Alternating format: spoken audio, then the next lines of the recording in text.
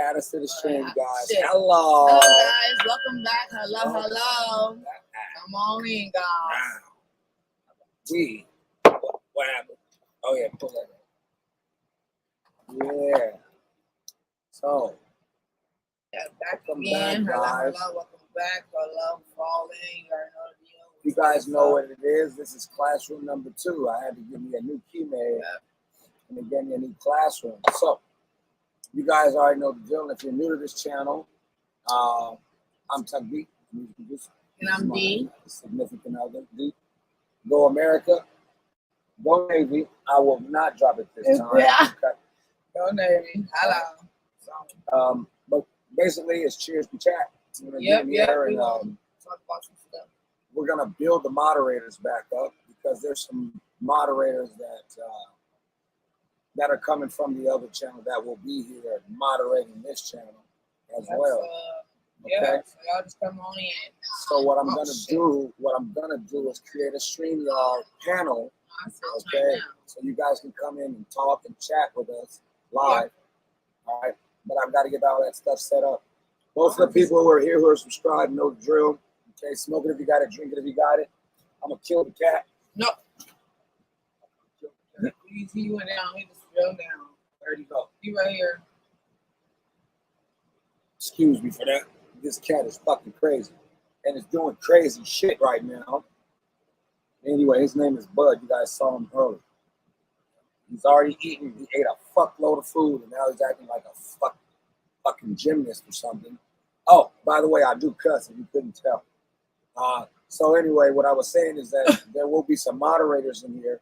They'll come. You'll figure it out who they are. So smoke it if you got it, drink it if you got it. Yeah, I mean, drink. Go to the liquor store if you need to. Go pick up a pack of cigarettes and shit. I don't care if you're out there smoking crack, cocaine, meth, weed, mushrooms, DMT. Stop that bullshit.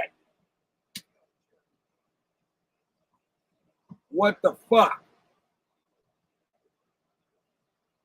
Anyway, as can call me Petty Officer Tucker, what's up? You know what I mean? Go Navy. You couldn't tell it. Yeah, it's falling, guys. So anyway, find a seat in the classroom. We'll get something started. But this is more so just hello. Welcome back. Shit. Welcome back. Showed y'all the video of how we had to do this. So hope you guys did see it. Again, we're gonna talk about it. If y'all want to talk about that, because I gotta make me a drink, guys. Enjoy. I am a general. You are still unshired. Welcome back, welcome back, welcome back. Welcome back. Oh, yeah, man, how you doing? You good? I know you like that. I know you like that. How long you been back, man? I see the girls in the club, they getting wild for me. And all the pretty chicks all wanna smile at me. These rap cats, man, they all got this out for me. And if I ever see them, man, they probably bow to me. And when this beat drop, I know they gon' lean. World debut, I know they gon' fiend. Everything, Mississippi to the Palm Springs. Girls from brunettes down to blonde queens. These young boys don't know what a Don means. I'm just a bad boy, gone clean. I'm the diamond chain choker, always remain sober. Don't drink liquor and all the game's over. Need a plane, I explained it to my broker. 3 blocks in the hood, top down, and ain't over. You know this more, man, where that come from. Me and Kuda Love rolling back to back in one. See the names have all changed since I've been around. But the game ain't the same since I left out.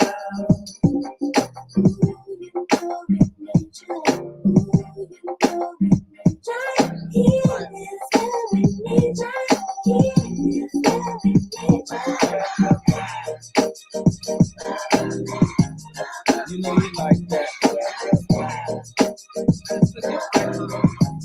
You know you like that. You know you like that. You know you like that. You know you like that. You know you like that. See, I read the most high, still I'm the most fly. I went so much they wanna know who I'm close by. Every day approached by chicks when I was no top. Wanna give me so shy, but I'm like, don't try. I see the dishes in the dishes when I go by. I see the misses on my wrists when I float by. Self-control and I can't tell you no lie. Trying to find a soulmate, you end up being so tired. I make my money, man, without the coca. Living la vida without the loca. I'm down south, so they show me country love. And I ain't even country thug. The people give me daps and hugs, so it must be love. And I love the country grub. It feels good to hear people singing welcome back. And I ain't even selling the track, cause I'm that Harlem cat. Names have all changed since I've been around, but the game ain't the same since I left out.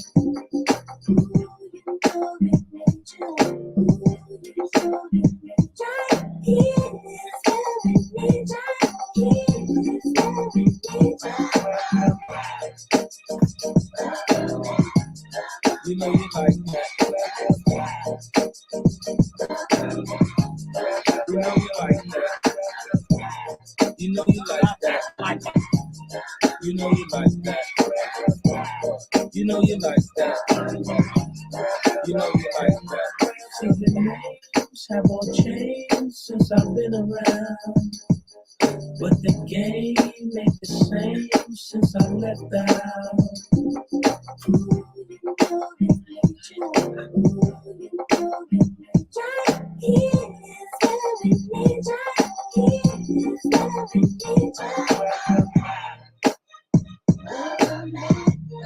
You know you like that. You know you like that. You know you like that. You know you like that. What? You know you like that. Come on. You know you like that.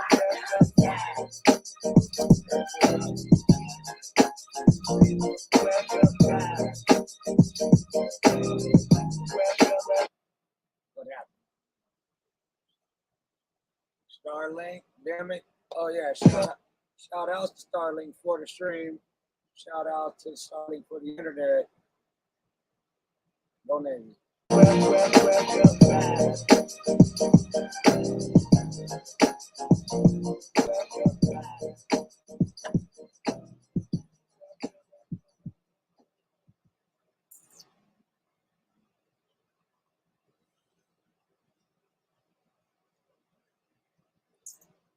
Smoke it if you got it, guys. Drink it if you got it. Go to the liquor store, 7-Eleven, wherever you got. Wherever you are at in the world. Welcome back. I have not yet had a chance to drum. Oh yeah, we do got some brand new 6 guys. We got delivery drumsticks. So, let me show you real quick before the next track goes. I need to go find my favorites. Oh man, no, I'm not. No, I'm not. I'm gonna do what I know. I'm gonna go like this. I'm going scrolling.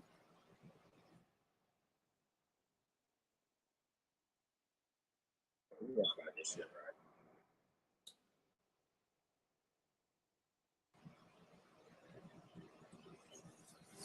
And the drum roll. Okay, that did work.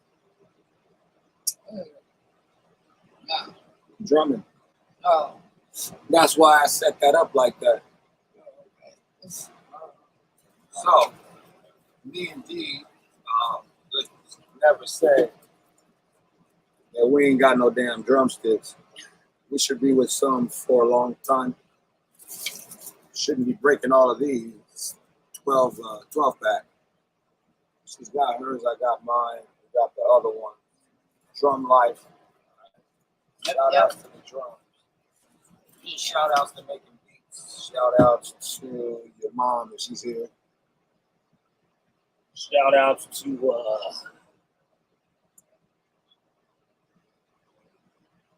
this cat. Yeah, Charles, Mr. Blood being a superstar. Yeah. So I'm gonna get ready to draw. But let her smoke real quick.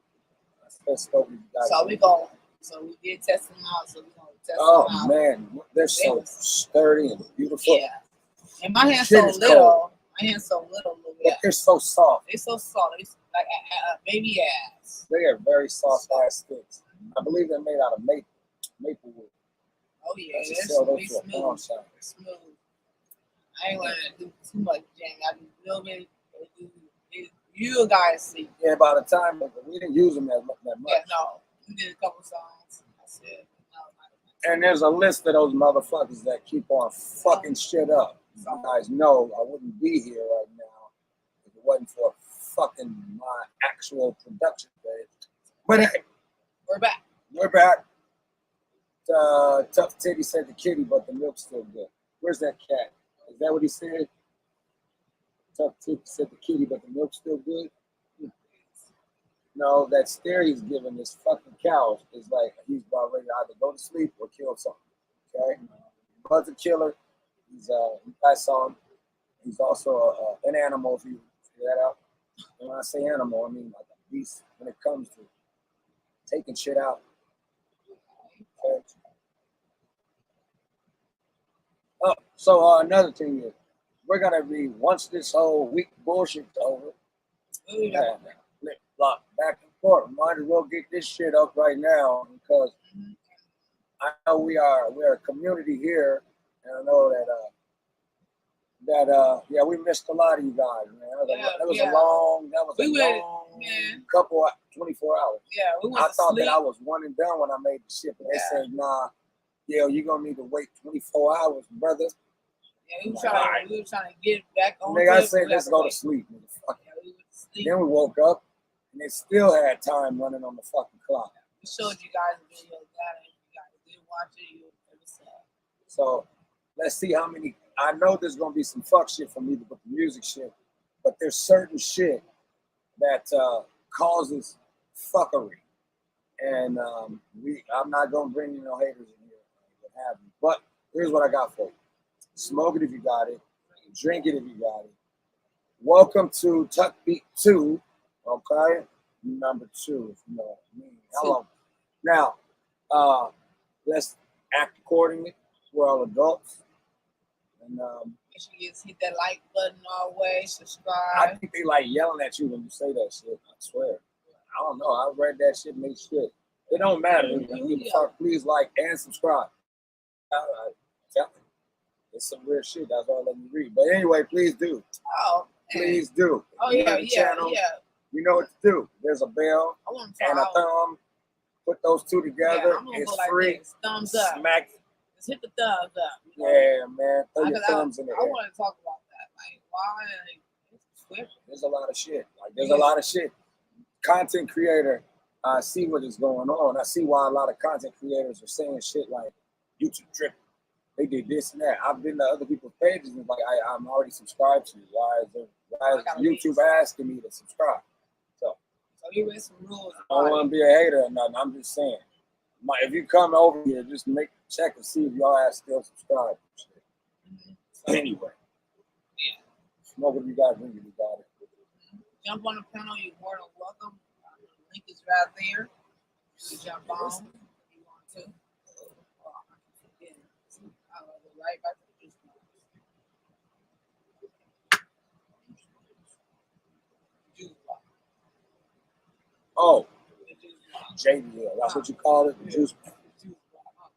Smell really good.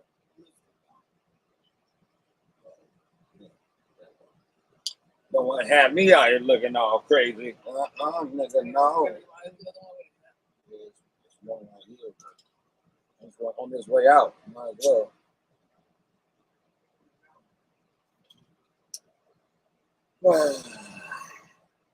Yeah, so let's get this shit started, guys. Commercial. Something amazing is about to happen. It's called Neil Makes Dinner with No Help from Well, welcome Me. Today back, I'll be Real. making a beef tenderloin with brown Go butter eat. roasted veggies. No American. Go ahead. No sweat. Where is it? Just pick a corner. Got it. How am I supposed to make this without the ingredients? Everything you need is in the box. It's in the box. Okay. Want to share? Nailed it. How easy was that? I am definitely going to cook Go more. to HelloFresh.com. But he actually motherfucking. Is he I think he's right. thinking like a nigga? On the show, he always thinks all the hot girls. But you know, an actor's an actor. I don't know. I'm not. I'm just the way he said that. To each his own, and I don't discriminate anyway. So. Oh, he's cute. I hate with him. You know, he don't act like, you know, I can hang with him. If he one of those, I'm like, yeah. He's a guy that knows a guy. I hang with him. He not bougie. He's loving.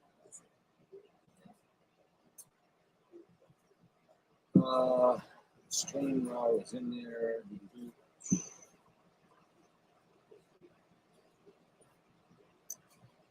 Yep. So.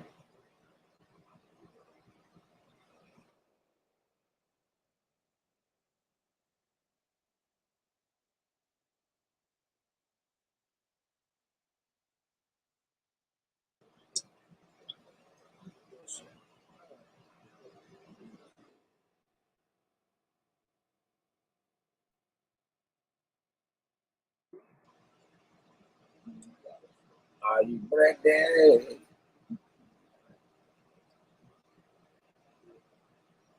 Okay. Here goes nothing. May I please? Yes. Oh,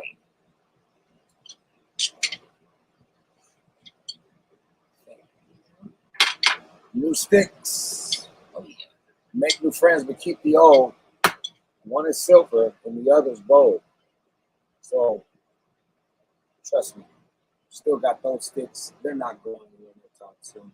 Unless the cat eats it. And don't put it past him because he probably might. Not throwing that in the universe, but I really just did. got a fucking leaf Yeah. from somewhere. Oh, Yeah. I know. Yeah. He's a cat. Oh, he knows what we're talking about. He's just. Oh, yeah.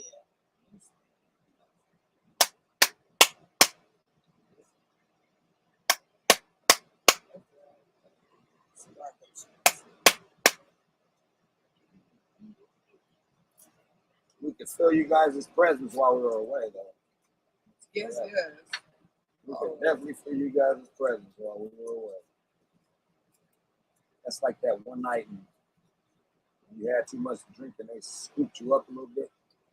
You had to spend the night somewhere. That's all. Hopefully it was just a night. They can see when you go quick.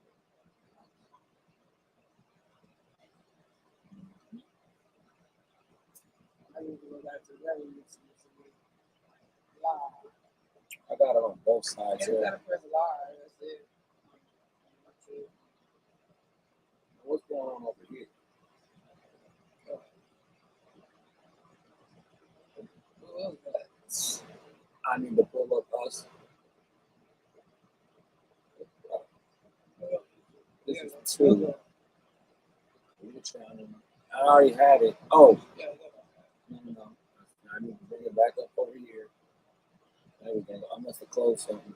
All right. I appreciate you guys for hitting that like button. Appreciate yes, it. yes, yes, always. It's time to start drumming, brother. Oh, yeah. Seriously. Same.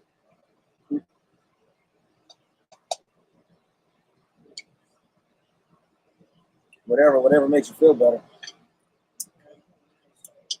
Whatever makes you feel better. And use code 60DavidandMeal to subscribe and get 60% off your first box. You a break. Jergens Eucalyptus Mint Body Butter speaking. I've got a woman on line one in need of some serious calm and renew.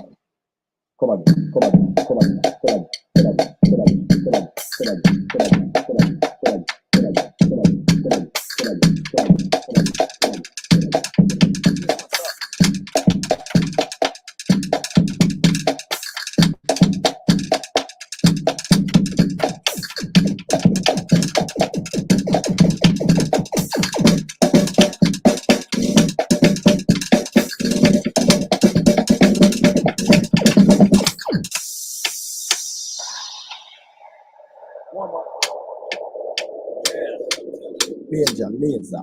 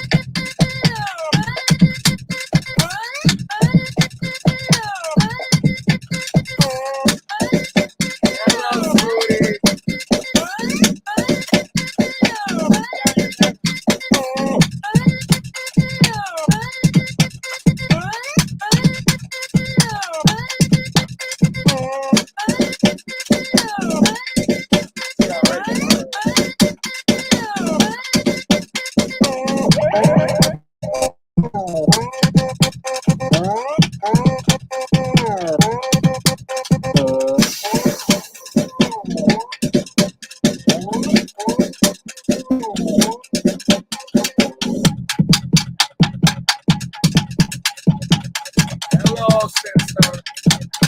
Major Laser.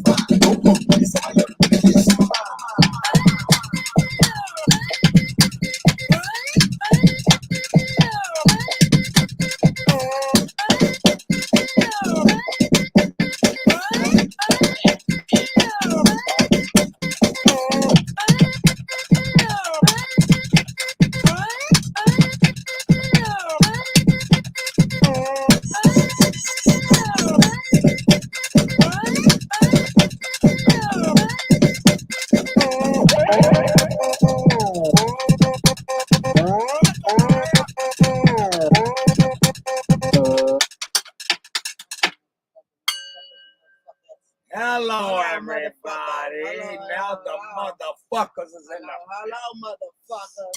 Oh, Wait a minute, let me shit. see. Who I got some work to do. Yes, I will go ahead and type you in so it can all I gotta do is click on you.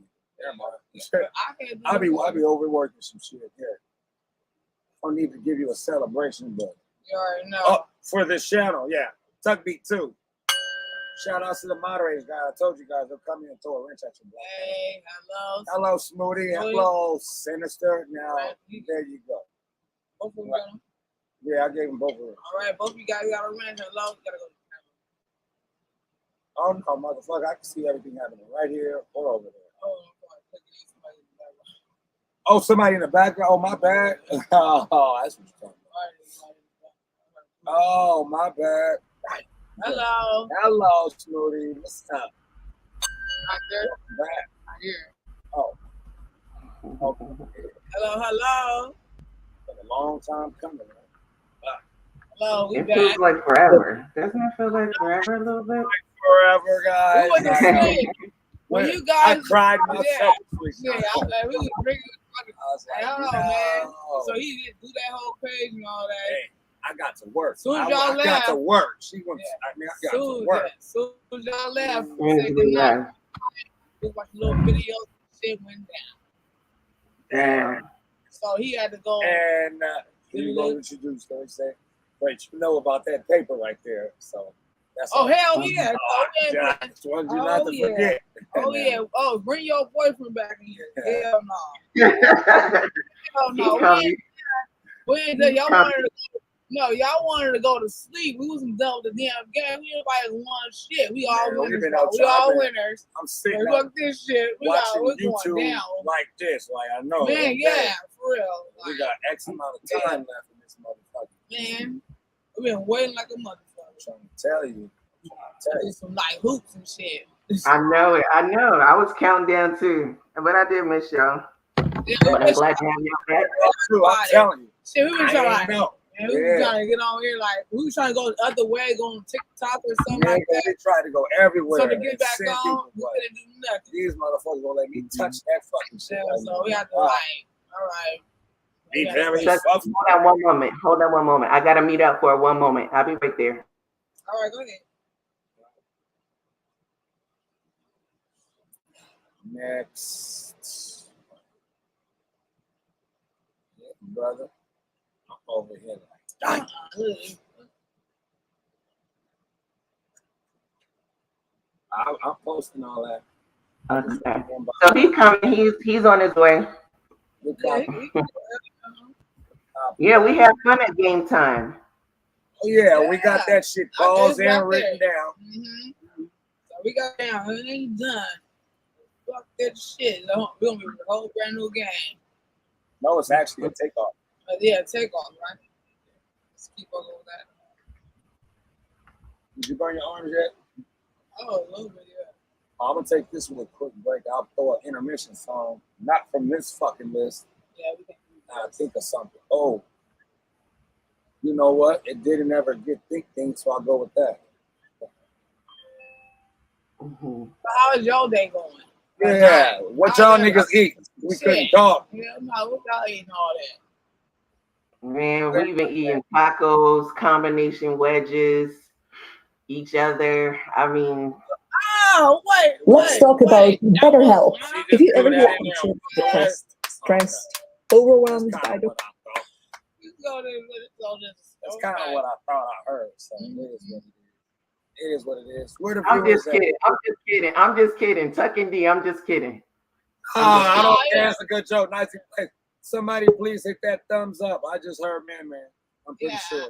Yeah, everybody just hit the Somebody like. hit that like button. We got 4 watching, 3 likes. What happened? Somebody Subscribe. hit the like. There we go. Oh shit. Trouble around the corner. Here we go. Trouble around the corner. Hello. Good morning. Welcome to this bullshit here. Okay. I know, right? Number Dang. 2. Blew up the motherfucker over there because they can't hold another time. Oh, wait a minute. Yeah, before she says it, I know. Yep. I forgot. Yeah, I forgot. Mm-hmm. See, you keeping up. Oh. You keep. Oh, nice. Thank you. Hey, baby. I ain't got no Hey, time. Magna. Hey, boo. Thank That's you. I great. appreciate it. I was about to say that. That's so sweet. I was like, hold on, wait, hold on. Like, I'm glad you got that. I'm telling you, I be forgetting to put the string on. yeah, hold on, wait, before we get it further. Hey, gotta get that groove going. Gotta get that rhythm. All right. So, oh, they Y'all have so fun. they There can go. share? What? Share. I don't know. I just want to play. Oh, the screen. Oh, so they want to see it, they want to watch it, shit, you know. YouTube pissed me off. I'll share it. Hell yeah. But I'm gonna tell you, YouTube pissed me Hope you guys watch the other videos. off. And before they ban them black ass shits, I'm trying Just to tell like you. some shorty boys. I'm trying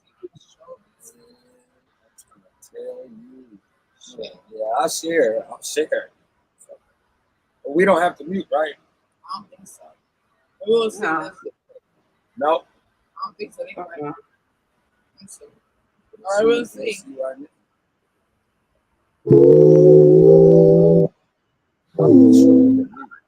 Can y'all hear?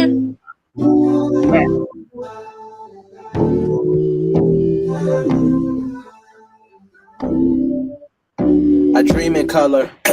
and I sleep on a canvas. I think we all need each other. Empathy, that could be our advantage. Bad bitch speak Creole and Spanish. She look this way, then I'm liking my chances. Oh man, why I go on these tangents? Bird's eye view, this shit panoramic. Still fighting off my paranoia. Shit too real, just fire my lawyer. Trust issues, I'm needing to fix it. That could be an empire destroyer. Seen what happened to Julius Caesar. Stevie Wonder told me you were a leader. My girl had forfeit a tennis match to meet my grandmama, man, she truly a keeper. I don't know why the best is coming. Rich as hell, won't stress over nothing. I don't listen to the public opinion. Their portrayal, it is just an assumption. I don't really know what a nigga been fighting for, but I'm fighting for it. And every song that I record be saving lives, I'm type important. If I shoot my shot, wish, Michael Jordan. And if I get it live, it came from the microphone. Hold on, maybe that's the difference from other niggas making bad decisions. That attract the business. My last album was a fucking classic. You can listen to that shit from start to finish. Got good intentions and my heart relentless. Drive a Honda Civic with the windows tinted. Plus a lamb truck, but that shit was rented. Never no pretending, let's be transparent. I learned that shit from my grandparents. I've been meditating, trying to gain clearance. But this life shit is incoherent as a bitch. Wonder why I'm so down with the shit. Single mom, no co-parents in this bitch. Used to walk to the library for the Wi-Fi. It was like 4 Karens in that bitch. But what's your purpose? What's your motives? What's your dreams? What's your goals? Are your thoughts pure? Are you focused? It's a real nigga diagnosis. Are your friends real? Are they bogus? Are they by your side at your lowest? Though I'm not so easily broken, but at times I feel hopeless. I don't know why the best is coming. Rich as hell, won't stress over nothing. I don't listen to the public opinion. Their portrayal, it is just an assumption. I don't really know what a nigga been fighting for, but I'm fighting for it. And every song that I record be saving lives, I'm type important. If I shoot my shot, wish, Michael Jordan. And if I get it live, it came from the microphone.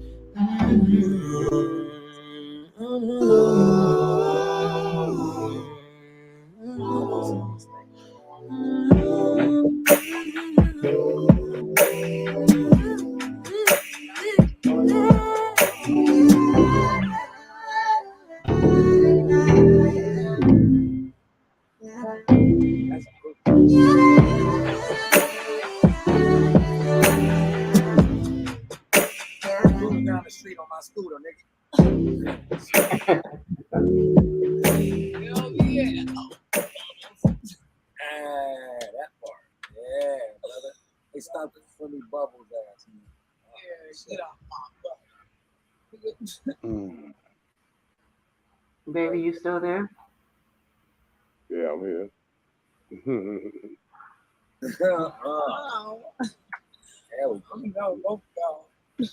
With YouTube Premium's background play, you can keep watching the hottest music videos, even while texting your hubby.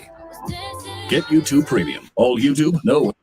Yes, sir. LA Leakers, just incredible sour milk. That's right. We've been invaded by Long Beach, man. Long Beach is here. Long Beach. Our homie for many years Yep. is stepping up. Yeah, second time the charm, right? Second time around. Vince Staples. We got cameras this time. First time on the freestyle series. Let's get it. Our guy is here, man. Yes, sir. Long Beach. Vince Staples, let's get to it. Yeah, plant the seed for the crowd and ignore the politics. Problematic crowd of it, automatic shot the whip. Dropping shells from out of that window, I felt like common sense. Promise I did more for my niggas than them Obamas did. Late night stepping like Thriller, you niggas dead to me. Tagging 7th Street, they scrubbed it off the wall like every week. Famous city by the sea, the street was cold, I felt the breeze. I rose from out the ruins, broke the most and they neglected me. Hitting licks and crackers, cracked the whip when they arrested me. Tell the whole phase, I'm doing okay, this is a story of OJ. Black against the white, I had to steal, nigga. My blood introduced me to this crib and I'm for real with it. If I was you and I was thinking I was next about the beach, I wouldn't hold my breath unless you Navy SEAL with it. Before we go to war, you should take a propaganda. See my money from Gardena to Gardere, Louisiana. We was at Louisiana. Came up off them snack packs, 50 cent for shasses, itchy blop up in the backpack. Little Caesar hot and ready box, we had to have that. Made us heavy hitters off the block, I'm talking crackbacks. Niggas say I fell off, that's facts. I guess you can say I fell off for the grid. You like the Netherlands? Football match in Madrid. This not the Meadowlands, these little niggas punch in the air and still they never land. It's like they riding with your pedo hands. If you see your pedo in the jam, can you help the man? Feel like they like Edo with the Prince cannon, ain't the Cam pressure lowers calmly, don't rent. Do you understand? Yes, sir. We spun around his block, he did the running man. Shotty did the little Ken, missed him, but we hit his friend. Listening to Mini Man, living out my favorite songs. They killed my little homie before we got to see his baby grown. And y'all wanna talk about practice? Them suckers down the street get gunned up and clap quick. The suckers by the beach get gunned up and clap quick. Run and point that 32 and make them sicker than magic. Voila! If I ever tap the side of his hat, it's trauma. You will never catch me slipping in traffic. How you coming? Who put you on it? You just claiming that you from it. These niggas out here blowing brains, all blowing budgets. Rappers make me sick to my stomach. Glorify, died and demonizing niggas who done it. I thought we was thugging. Niggas killed Jabari for nothing. I thought we was thugging. Niggas killed Jabari for nothing. I thought we was thugging. Niggas killed Jabari for nothing. Come on. I thought we was thugging. Niggas killed Jabari for nothing. Think I'm finna morning, nigga, over bars and you bugging. That's the real, but can you recognize the revolution won't be televised? And people had me slaving, left me hanging until we sabotaged. I was better suited for the shooting, knew the reveralize, so I don't need your praises. I don't need appraisal for my shine. Real diamond out the rough, you niggas in the lab. I heard y'all out here cooking up and crackers in y'all bag. You say my name up in a song and I'ma kill your ass. And I ain't talking rap. North. Yeah, them niggas, man. Fuck that, man. Fuck that rollout shit. Fuck them shells. Talk to him. You know what I mean? On Lil Half, man. You know what we did? Alright. I mean, everybody's not an artist like that. I mean, good grief.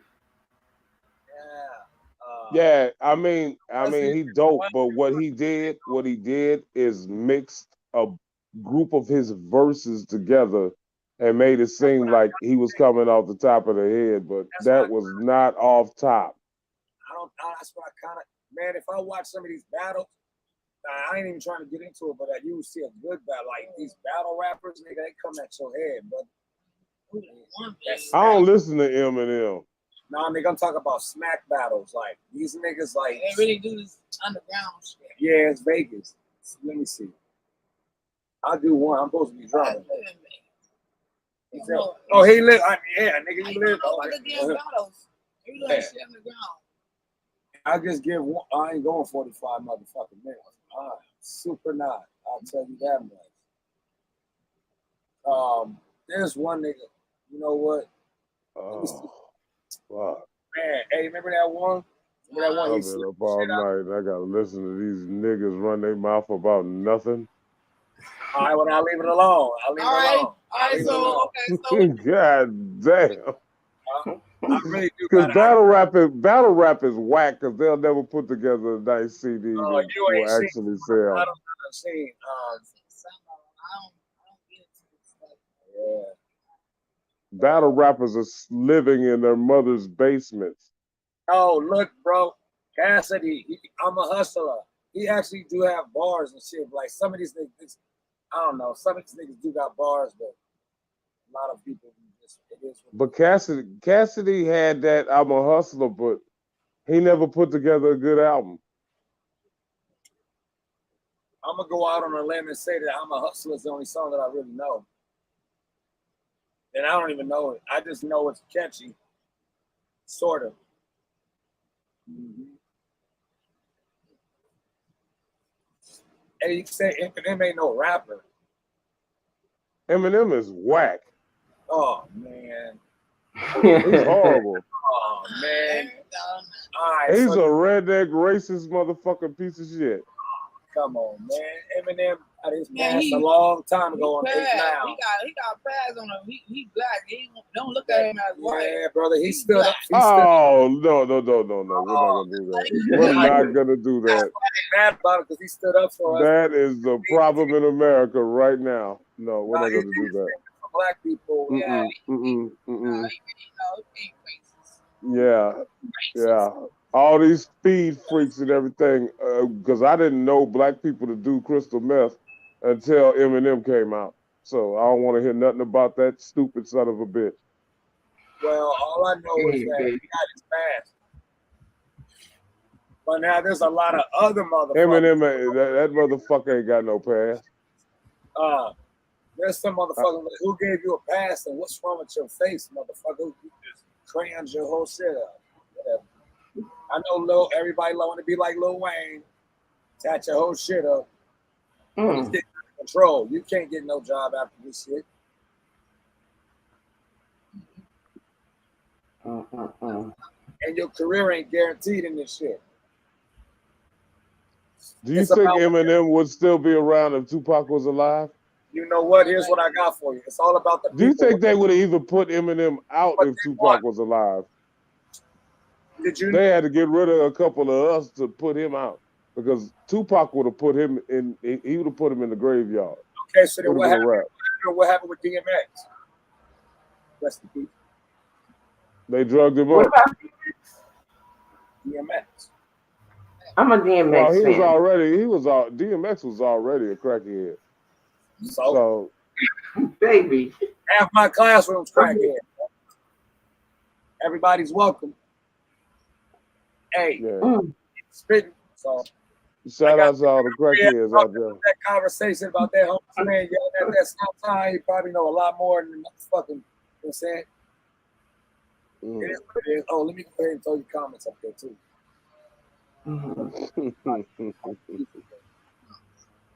Oh, I already put most of the shit up there. And shout out to all the crackheads. Goodness, baby. Man, shout out to the 80s.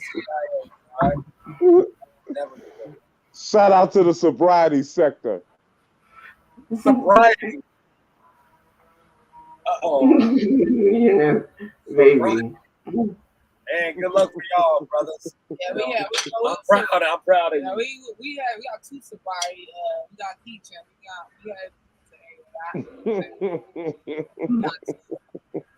Cheers to that. Oh God. Try. So April rolled around and shit. Yeah, we got two chains. So what are we gonna do about for the time that we're here? Did you want to do the game or what's up? What else is on the agenda for today? She got the score and the time, and I'm just gonna pull up that game, put it to the time that it was at, and then take it from there. That's the plan for now.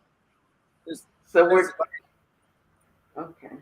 Well, we're just gonna finish that video. I still got the when we ended right there. She still got the score and everything. Yeah. All we did was packed it away. Yeah, that's all it did. Yeah, for the time. So, yeah.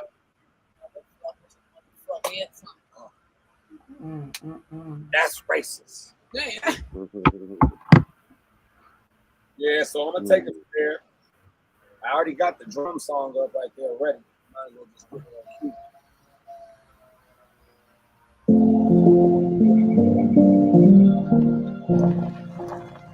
A nice call. Positive thinking. Baby, check your text. Check my text. No, you're not my baby. I'm talking about the baby that's on top of me. Oh man, I'm just listening. I heard some stuff. I really miss you guys. Yeah, we miss you guys. Yeah, we miss everybody. Shit, we over here fucking trying to tuck it down like how we can get back on here. We tried. I tried a lot. Nice new sticks, though. I'll tell you that much. These little motherfuckers. Yeah. That's what's up. Now I gotta break them in. Yeah, got 12 of them up there. So, nigga ain't gonna break a stick out. I don't give a fuck. That's why you get the practice going. Nice little tips on them and shit. I done already started getting them. We're gonna get to the game on. Do not give that shady website your password. We just got fished.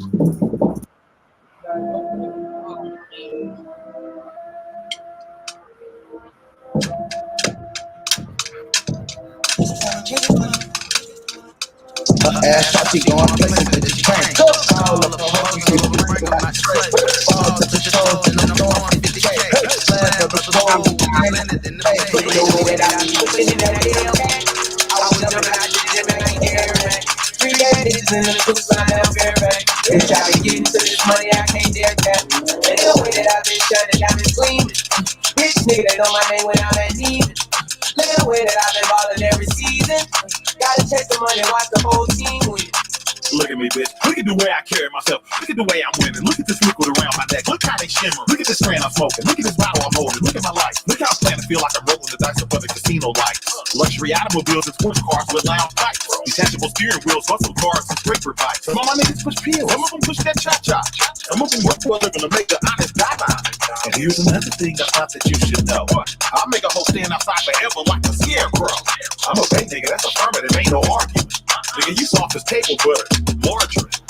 I'm always intoxicated, I'm never sober. Say future's warmed over, a little wiser and older, but dangerous like a cola stiller. But I bust just like Jerome Bettis. Money longer than the end of them action-packed movie credits. Her ass out, she going places that you can't. Call up her hoes and told them bring them out the slate. Fall, touch your toes, then I'm throwing 50K. Glad brothers, whoa, we just landed in the bay. Look at the way that I be pushing in that damn pack. I was jumping out the gym in Nike Air Max. 3 bad bitches in the coupe slide down Fairfax. Bitch, I been getting to this money, I can't dare cap. Look at the way that I been shining, diamonds gleaming. Rich nigga, they know my name when I'm at Neiman. Look at the way that I've been ballin' every season. Gotta chase the money, watch the whole team win. Find me riding through your block like Devo. My life is like a movie, Quentin Tarantino.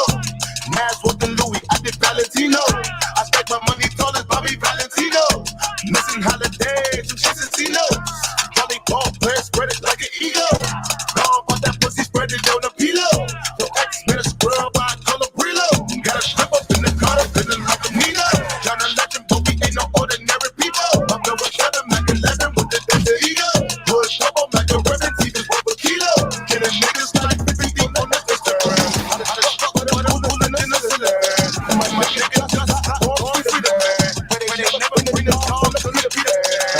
She going places that you can't. Call her hoes and bring them out the slate. Fall, touch your toes, then I'm throwing 50K. Glad brothers, whoa, landed in the bay. The way that I push it in that damn pack. I was jumping out the gym in Nike Air Max. 3 bad bitches in the coupe slide down Fairfax. Bitch, I been getting to this money, I can't dare cap. Look at the way that I been shining, diamonds gleaming. Rich nigga, they know my name when I'm at Neiman. Look at the way that I been ballin' every season. Gotta chase the money, watch the whole team win. Boy, you fucking mother niggas just the way. Gotta keep a million in the cut to 50K. Gotta keep a banana on the drum, I'm going deep. Go to the corner, 52, you niggas hit ace. Drop it down into town, give me love, crazy. Cardi lens, trouble pins, everything crazy. I done took the law, so I fuck it back soft. Judging by my plans, I can't keep the hoes off. Though I never had love, I just never gave up. Had to get my change up, while I never changed up. I don't be with squares, cause I gotta move careful. Homie, got the barrel, make your mommy feel Hey, baby, you only got like an hour though. Yeah, that's about to be good.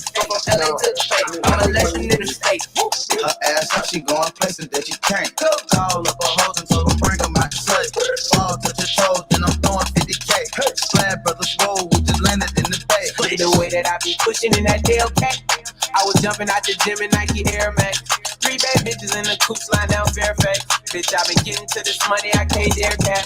Look at the way that I been shining, diamonds gleaming. Rich nigga, they know my name when I'm at Neiman.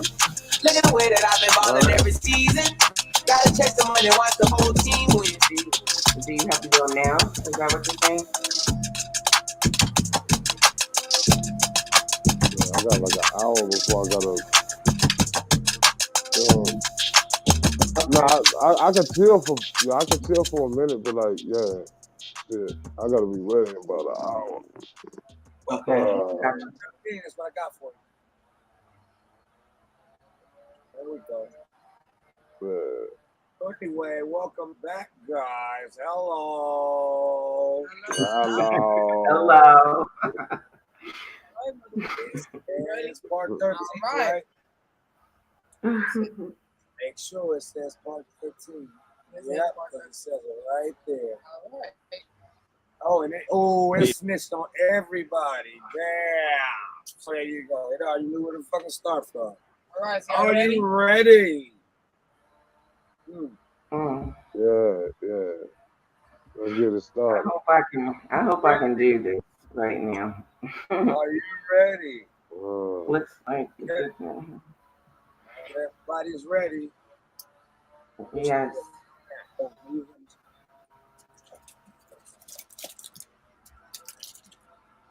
goes nothing. How far are we ahead? You guys are. What you got? Okay. You guys got 9. We got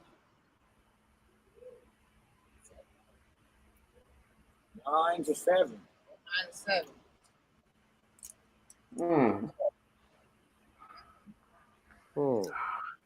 I thought the lead was a little bit more significant, but it's okay. Same here. I thought they was gonna say 5. Yeah.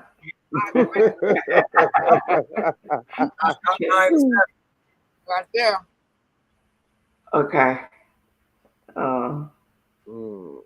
It's gonna be the blitz, but like which came first type thing. Hey, Archer, hurry up! Boys, get firm skin doesn't just happen, Lana. I'm on step 2 of 10. X's Archer, only Wednesdays on FX. Stream on Hulu. Oh, I'm amazed on yeah. Not first anymore. Oh. It's football last though. that Jurassic period really helped me out. Yeah, no kidding, dude. Rush that. Yeah, but then that's where I then they started asking about everything else, and that's where I suffer. How the fuck do you know so much about dinosaurs? I find them awesome. Dinosaurs and animals, I love. Everything else inside. It's a blitz. I find them. Well, it's called Blitz. I think it's the one where it's like, Put on a blitz. or it's the latest or whatever. Okay, Kevin. Oh, I don't. Oh, I don't. Thank you for not going with sports. It's gonna be years.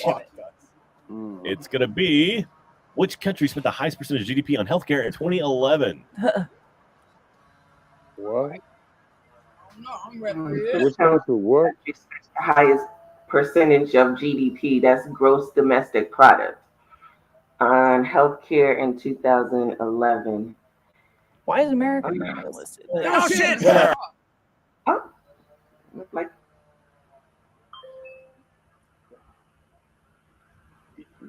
Oh, man. I'll be looking like Diva Tomboyish in a minute. Baby. Oh, my gosh. Y'all are the Charles.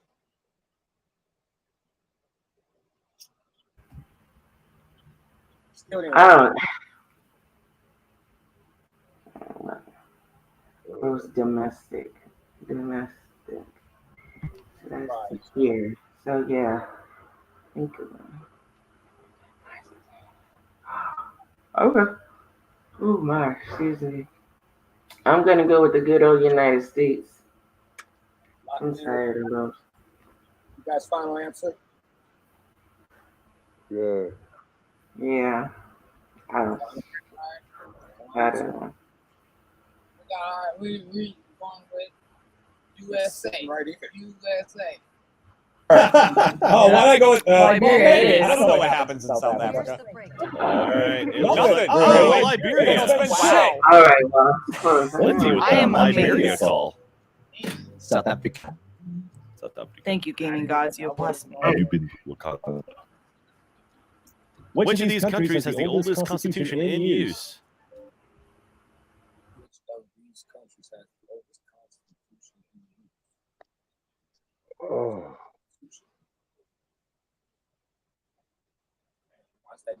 I can't even see that shit.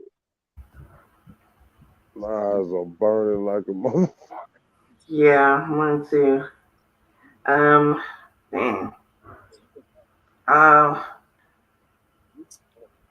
Oh.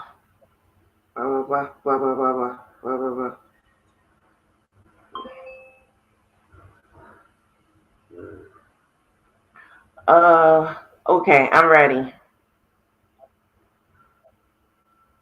We're gonna go with Tonga. Let me see. Which of the countries? Go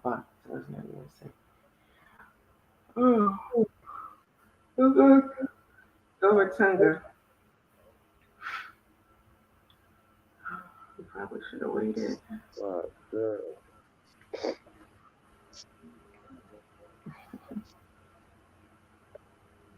Oh my god.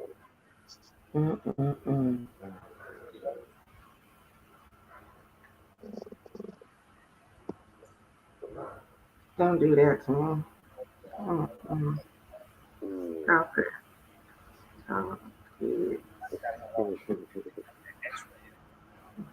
Alright, you guys got your answer?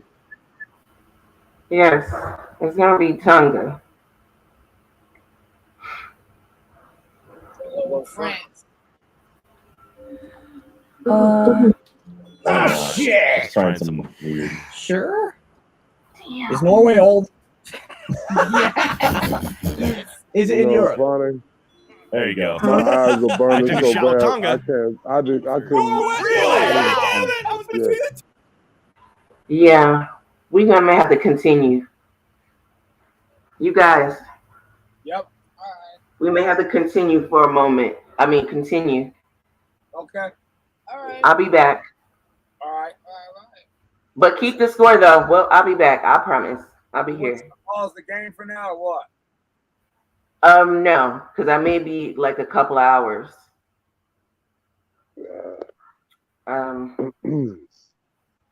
So you gonna take over Magna? Hell, I gotta go into town. All right. Okay. I ain't been to sleep yet. Shit, I've been off of work forever. We'll leave it where it's at. Write down 22:15, please. 22:15. No We'll doubt, leave no it doubt. right here. Yeah, Okay. I feel like shit. All right, well, appreciate you for stopping by. I mean, it's been a long time coming. Yeah, we're gonna be back with shit. All right. I'm jumping down. All right. Hey, peace, y'all. I'll talk to y'all in a little bit. All right, for sure. Well, we appreciate you guys for stopping by. Always. This was be a short stream anyway. We weren't expecting too much congregation, but as long as we beta tested it and we know it works, that's good to go. I'll see what they say about this shit in the background when I cut the stream off. But as far as I'm concerned, I appreciate you guys for stopping by. Always. Yep. So let me go back into the Chisby chat. Oh yeah, we do need to get the moderators to come back over here. So cheers to everybody.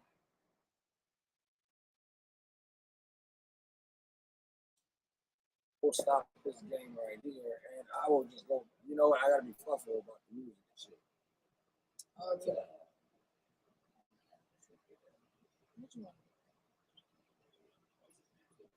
Yeah, I'll go YouTube. They already got shit pulled up anyway.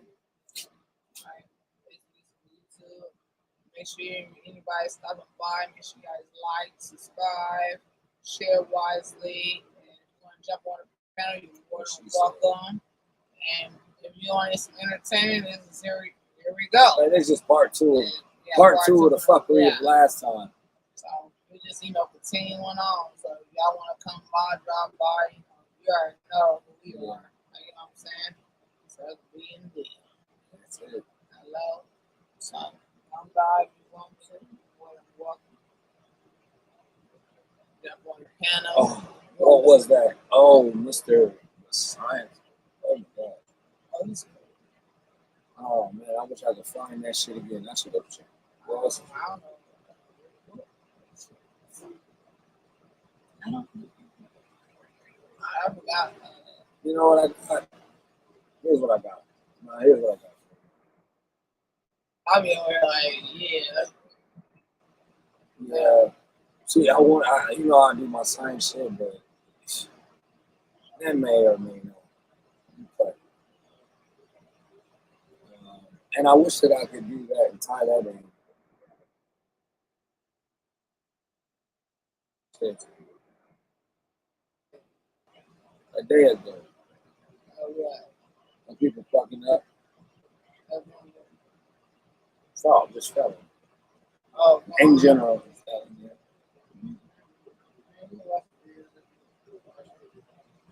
No need to search for satisfying videos. Just some random resident will like this.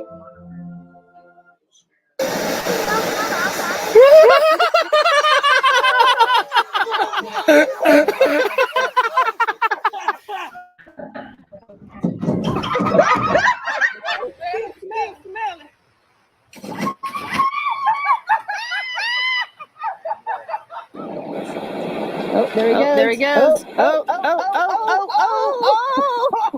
no. Oh.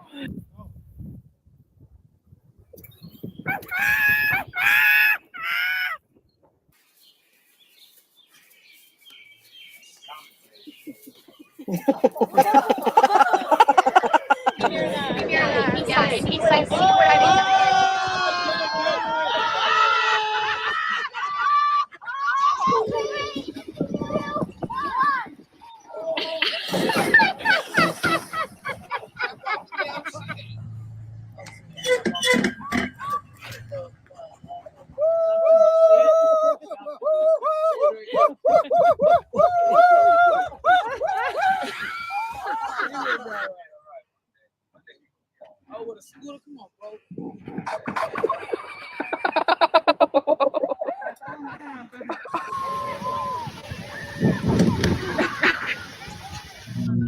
Don't hurt yourself.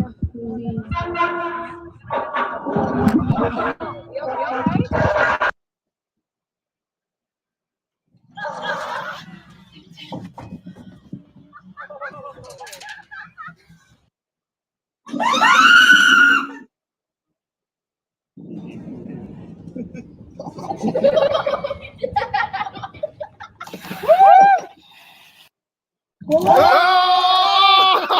no!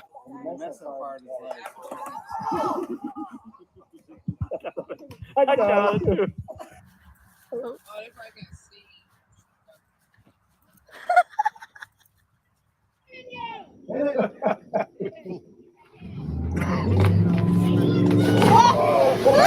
Did you get that? This is for all the. Oh, hello there, Average Joe. Hello. Welcome to Tuck Beat 2, right? Hello. More than welcome to the panel. How you lost?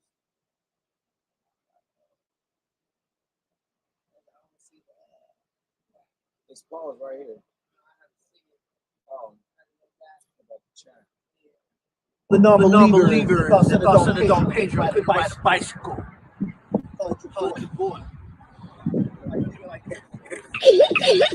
That's how I felt the whole time. I feel like I was just on the verge of falling the whole time.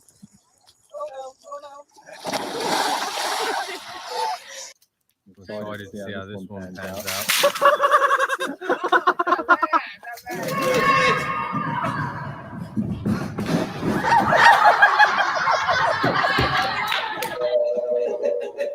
Can I get you?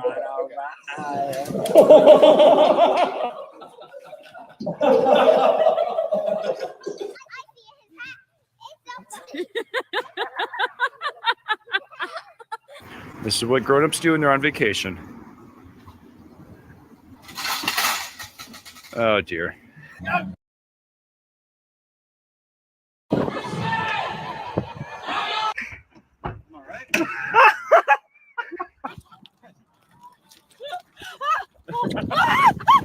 I got it! I got it!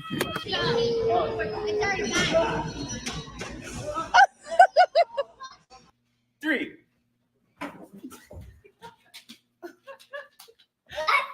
Turn it off.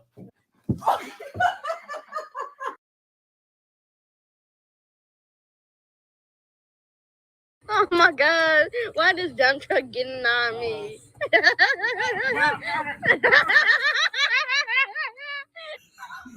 I'm gonna die. Don't hit me.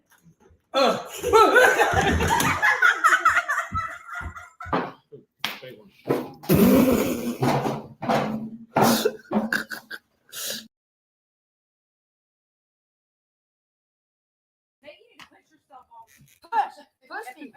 Push me hard. Everybody's gonna get hurt. Like I said, look. Oh yeah, girl. Oh.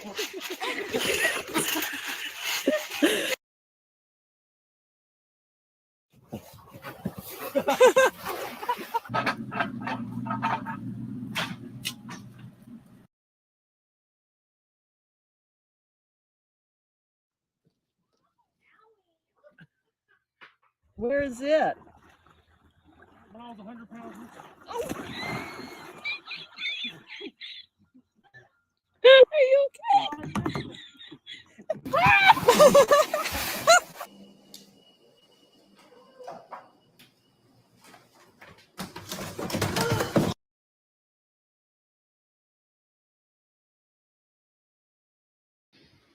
Let's take this. This is just absolutely. Hey, Jay!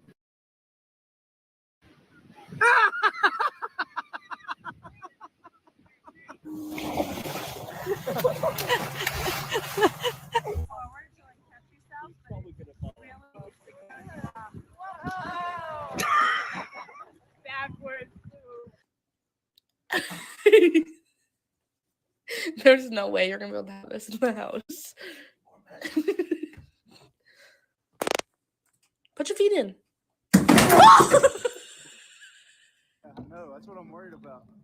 My lame right leg. You got it.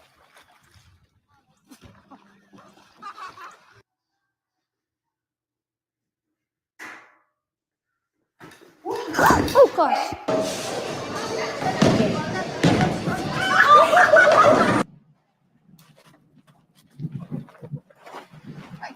Cherry.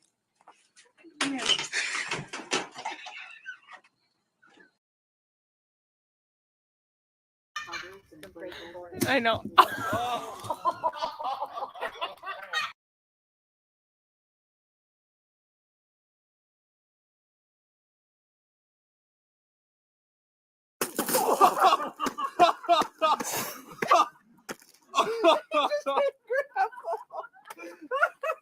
Yeah.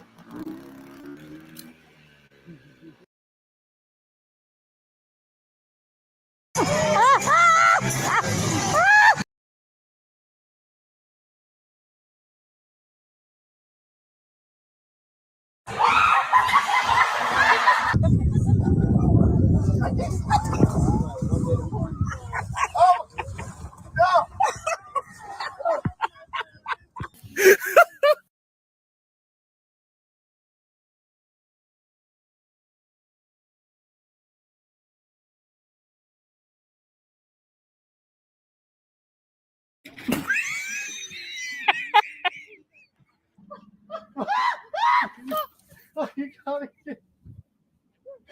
get centered.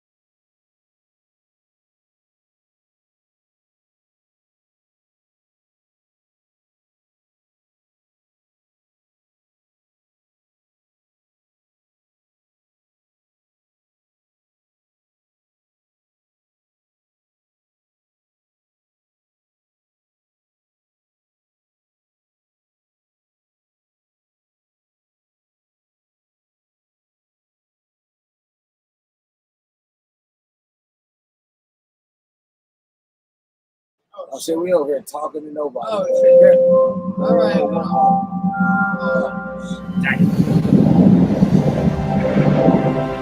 All right, so one of our sailors from Tugby told us that we need to invest our time in watching Above Majestic. So we're gonna see. We'll check it out.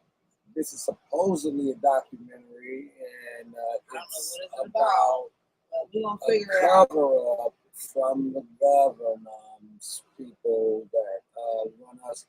So I hope that nothing goes wrong with this stream. But But let's see. We're gonna see. You'll we'll know see. when to stop it.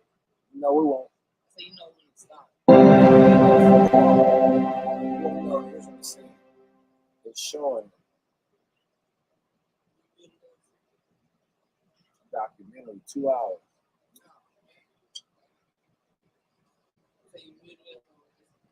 No, I'm about to. All right, guys.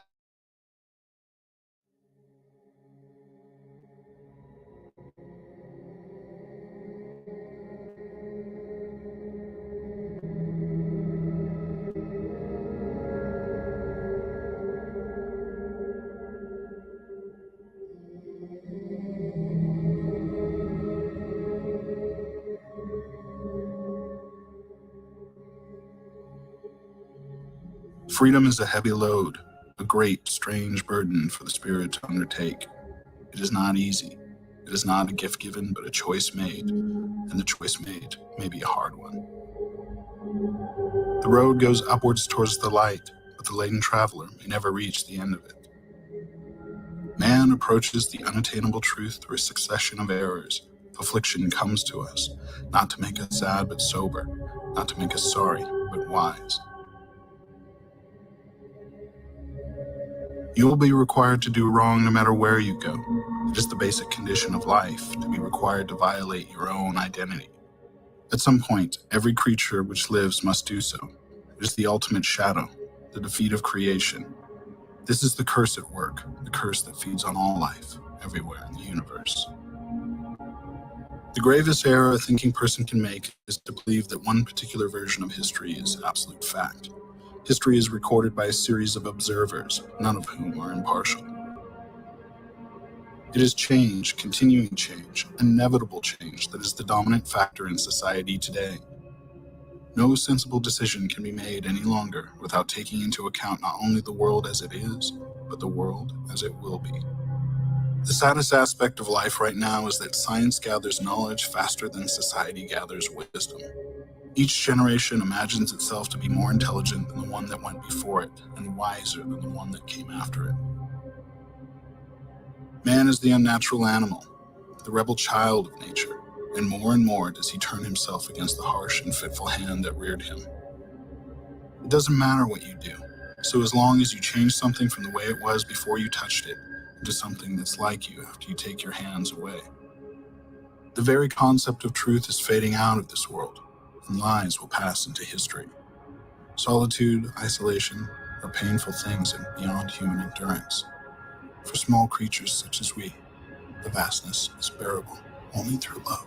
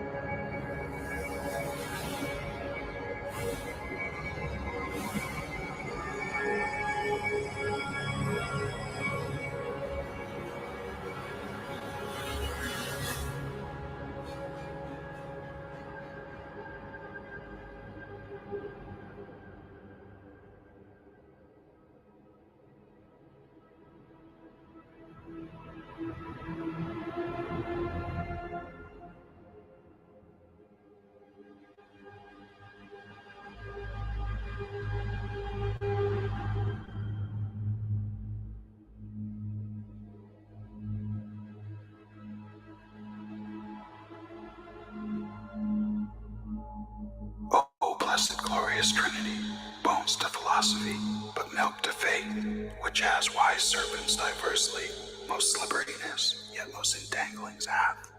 As you distinguished undistinct, by power, love, knowledge be, me such self-different instinct, Of these, let me elemented be, of power to love, to know you, a number 3.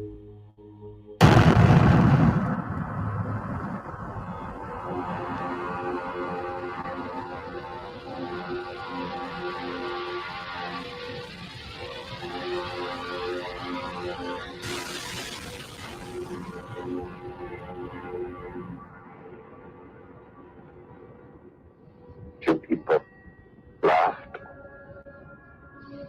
Few people cried. Most people were silent. I remembered the line from the Hindu scripture, the Bhagavad Gita. Vishnu is trying to persuade the prince that he should do his duty, and to impress him takes on his multi-armed form and says, "Now I am become death, the destroyer of worlds."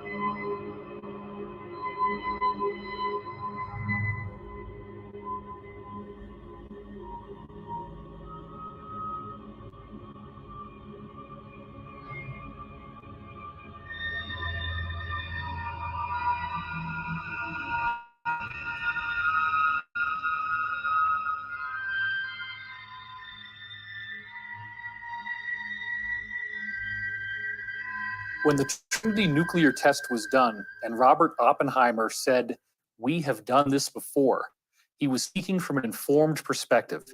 In the ancient Hindu text, the Bhagavad Gita, there is a reference to a bolt of iron charged with the light of 1,000 suns. It describes radiation sickness. It describes elephants screaming and dying. It describes the shadows that are left on the ground after the blast goes off. All things that we're now very familiar with in the nuclear age. The same culture that described what appeared to be the use of a modern nuclear weapon also was describing things like anti-gravity craft that flew through the air with no sound called Vimanas. These craft could pass right through a mountain, and they also used some sort of particle beam weapons. You have human-looking beings that are larger than the rest of us and have blue skin, like Krishna, and they also have extraordinary abilities. And in addition to that, you have weird reptilian beings called Rakshasas, who are also codenamed snakes. And these beings clearly appear to be of a reptilian nature. This even goes to the point that you still to this day have temples in India in which there are people called Nagas who have a human-like top, but then from the waist down, they literally have a snake's body. All of this stuff takes on a much different investigative hue once we look at the fact that the actual record of what we now know a nuclear bomb looks and acts like is dutifully recorded in these Hindu scriptures. So Oppenheimer was aware that this weapon unleashed a fury unlike anything we'd ever seen before. Prior to Hiroshima and Nagasaki, the scientists were the rock stars. Thomas Edison, Alexander Graham Bell, Marconi, Tesla. These were the rock stars. These were the people who made our lives so exciting that we went from essentially a primitive situation where in order to have food preserved, we have to have an ice box where literally pieces of ice are covered with sawdust, to now we have electric refrigerators. We have electric lights so we can read at night. We have thoughts being beamed wirelessly by radio, and then eventually even pictures through television. This was so exciting. People could travel, transcontinental railroad. All these things were coming out that had never happened before. The private automobile without the need for horses. And then all of a sudden, the nuclear explosion shows that technology hit a screaming brick wall. We could not trust any longer that our toys would be the instruments of our enlightenment. They could actually be the instruments of our destruction. Exploding these new. What am I gonna get? Oh, cherries. Oh, okay.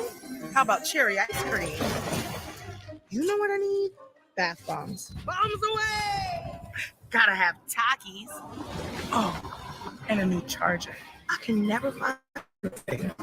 And I gotta get flowers for mommy. And a little something for me. Can I get a roll? It's just in. A giant robot has landed downtown. Hey, Craig. Hey, guys. This is just my workout stuff. If you have a secret identity, you need to keep it secret. And if you want to save by bundling home and car insurance, you need Geico. You're still wearing your mask, dude.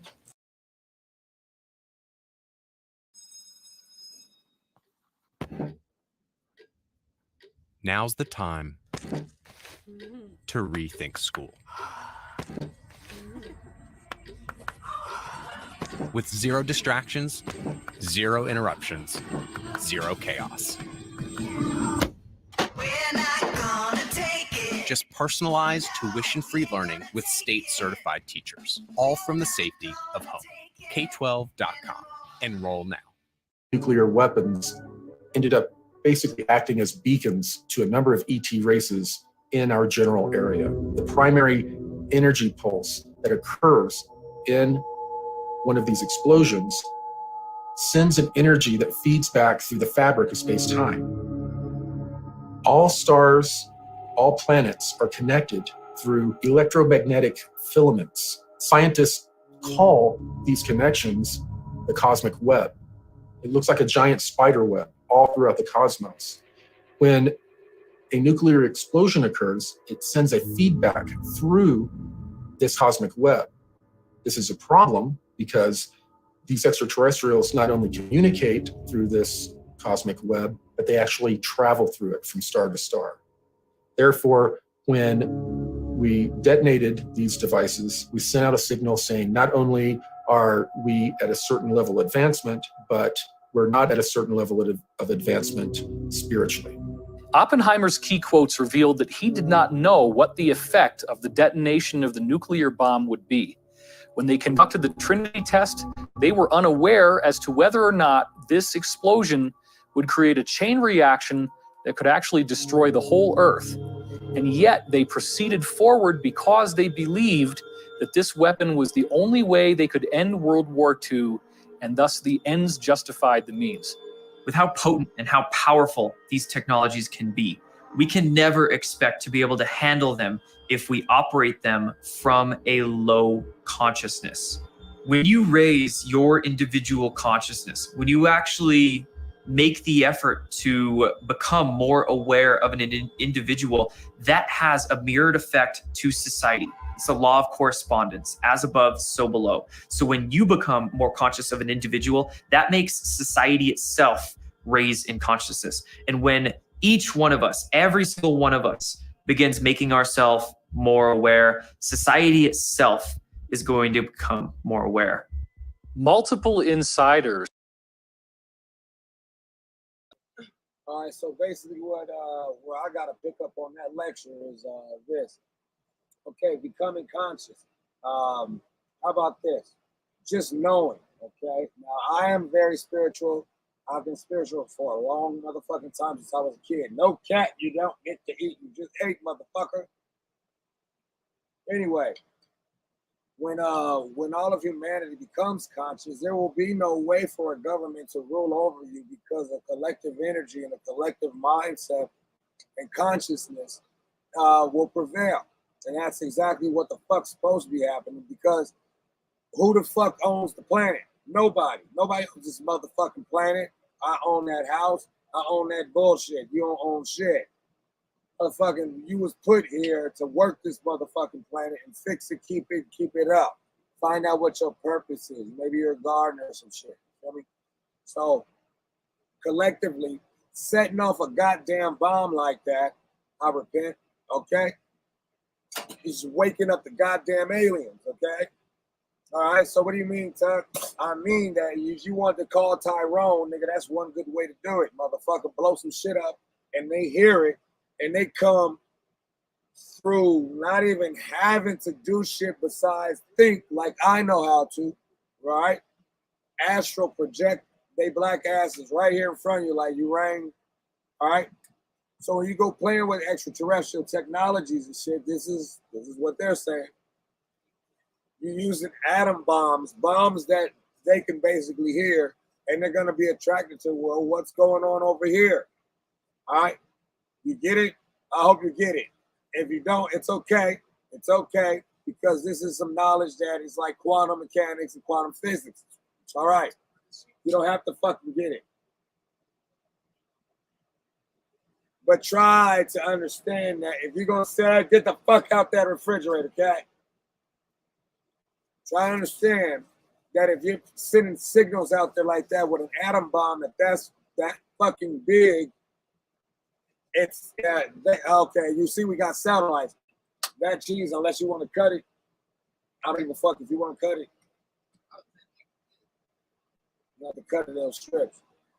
But if you sitting up there sending out these motherfucking text messages to the universe, I was gonna say satellites. The satellites, when you see the weather, you can see the weather from a weather satellite. Imagine if those satellites are just eyes in the sky and those motherfuckers live up there, right? Or all around through electricity. I'm trying to tell you, it's called consciousness. You shape-shifting motherfuckers, I'm trying to tell you, power is power. And what you think you see, you don't. Let me give you that. What you think you fucking see, you don't. There's so many fucking dimensions. But anyway, we won't talk about that. I don't know if that's been released. Imagine them just staring down at planet Earth and this big ass whoop light ball just came shooting at them. They're like, what the fuck going on? They partying down there or something? But you see, you done got their attention, but they're more advanced than you. So now you just sent a flare up to space, and they're like, well, we're coming to come join the goddamn party. I repent and I yield back, Congressman. Let's keep it going. With credible military and corporate backgrounds have said that extraterrestrial spacecraft have appeared over nuclear missile installations and have completely powered them down. First, I'd like to briefly describe the incident that I experienced in March 1967. At that time, I was a first lieutenant, U.S. Air Force, stationed at Malmstrom Air Force Base, Montana. I was trained and assigned duties as a missile launch officer for the Minuteman I intercontinental ballistic missile. We had operational control over 10 Minuteman nuclear missiles. On the evening of March 24th, 1967, while my commander was on a scheduled rest break, I received the first of two phone calls. The first call was to report unidentified lighted objects flying above the facility. Well, they were hovering above the nuclear silos, and what was happening was they didn't attack the nuclear silos. All they did was shut down. Captain Robert Salas had like 8 nuclear-tipped ICBMs, and they all got shut down in rapid succession. And these systems have triple redundancy backup systems. So, and the guards up topside were with their weapons drawn with a glowing red saucer above the silo. And then the UFO then went 60 miles to the other base and shut down their nuclear missiles as well. This has happened more than once. This happened in Brentwaters in the UK as well. What most people haven't heard came to me from two insiders, Bob Dean and Pete Peterson, where both of them independently told me that in the year 1990, all of the nuclear warheads in the US and in the USSR completely melted down, became radioactively inert, and even the missiles themselves would just sputter around and wouldn't even fly a straight trajectory anymore. Right during the same time that all of these nuclear missiles were literally melted down inside the warhead, we also have this amazing formation appear on a dry lake bed in Oregon. The Idaho National Guard has a huge mystery on its hands, and that is our top story today. During routine photo reconnaissance missions over Oregon, RF-4 jets spotted and took photographs of a huge carving in the desert over 1,000 feet across. It has everybody talking. I mean, this is just something that, well, it chills you. How is somebody do this? It's incredibly time-consuming. A lot of expertise involved, had to take a long period of time, and maybe a lot of money. From point to point is exactly 11.5 degrees. Exactly. And the outer ones They're exactly 23 degrees apart. Exactly. No variation. No variation. And there's something else puzzling here, something that you do not see. You do not see tire tracks, the kind of tracks that might be made by a tractor or a plow. No tire tracks and no footprints. In Oregon, I'm Walden Kirsch for NBC News. The reality is that this is the same type of thing that's being done with crop circle formations, but on an even more impressive scale. And that mark was a symbolic statement from the ETs.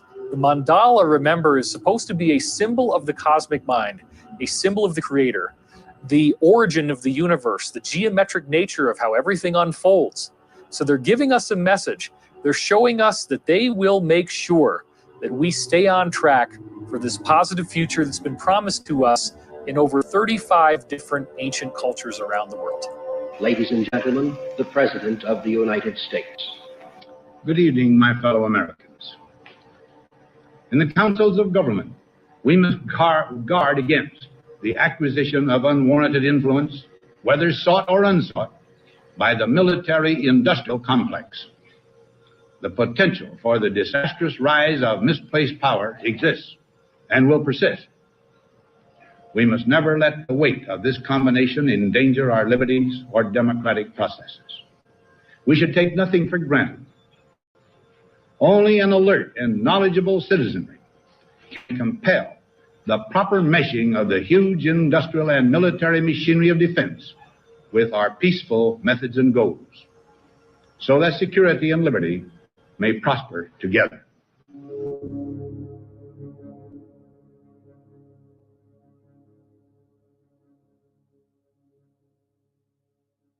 So when I really think about the speech from Dwight David Eisenhower, his farewell speech about the military-industrial complex, it brings up a lot of stuff for me. I was recruited to go off planet in 2006, and it seems to be related to the alternative 3 scenario that relates to creating colonies off planet. And the Mars colony was the planet that was being discussed during that time.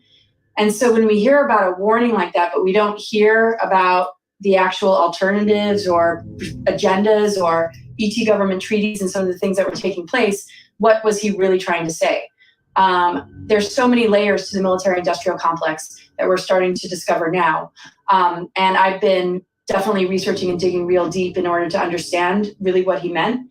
And as many have uncovered and been a whistleblower for, and just my own experience in that Mars recruitment, we discovered a secret space program, this multi-level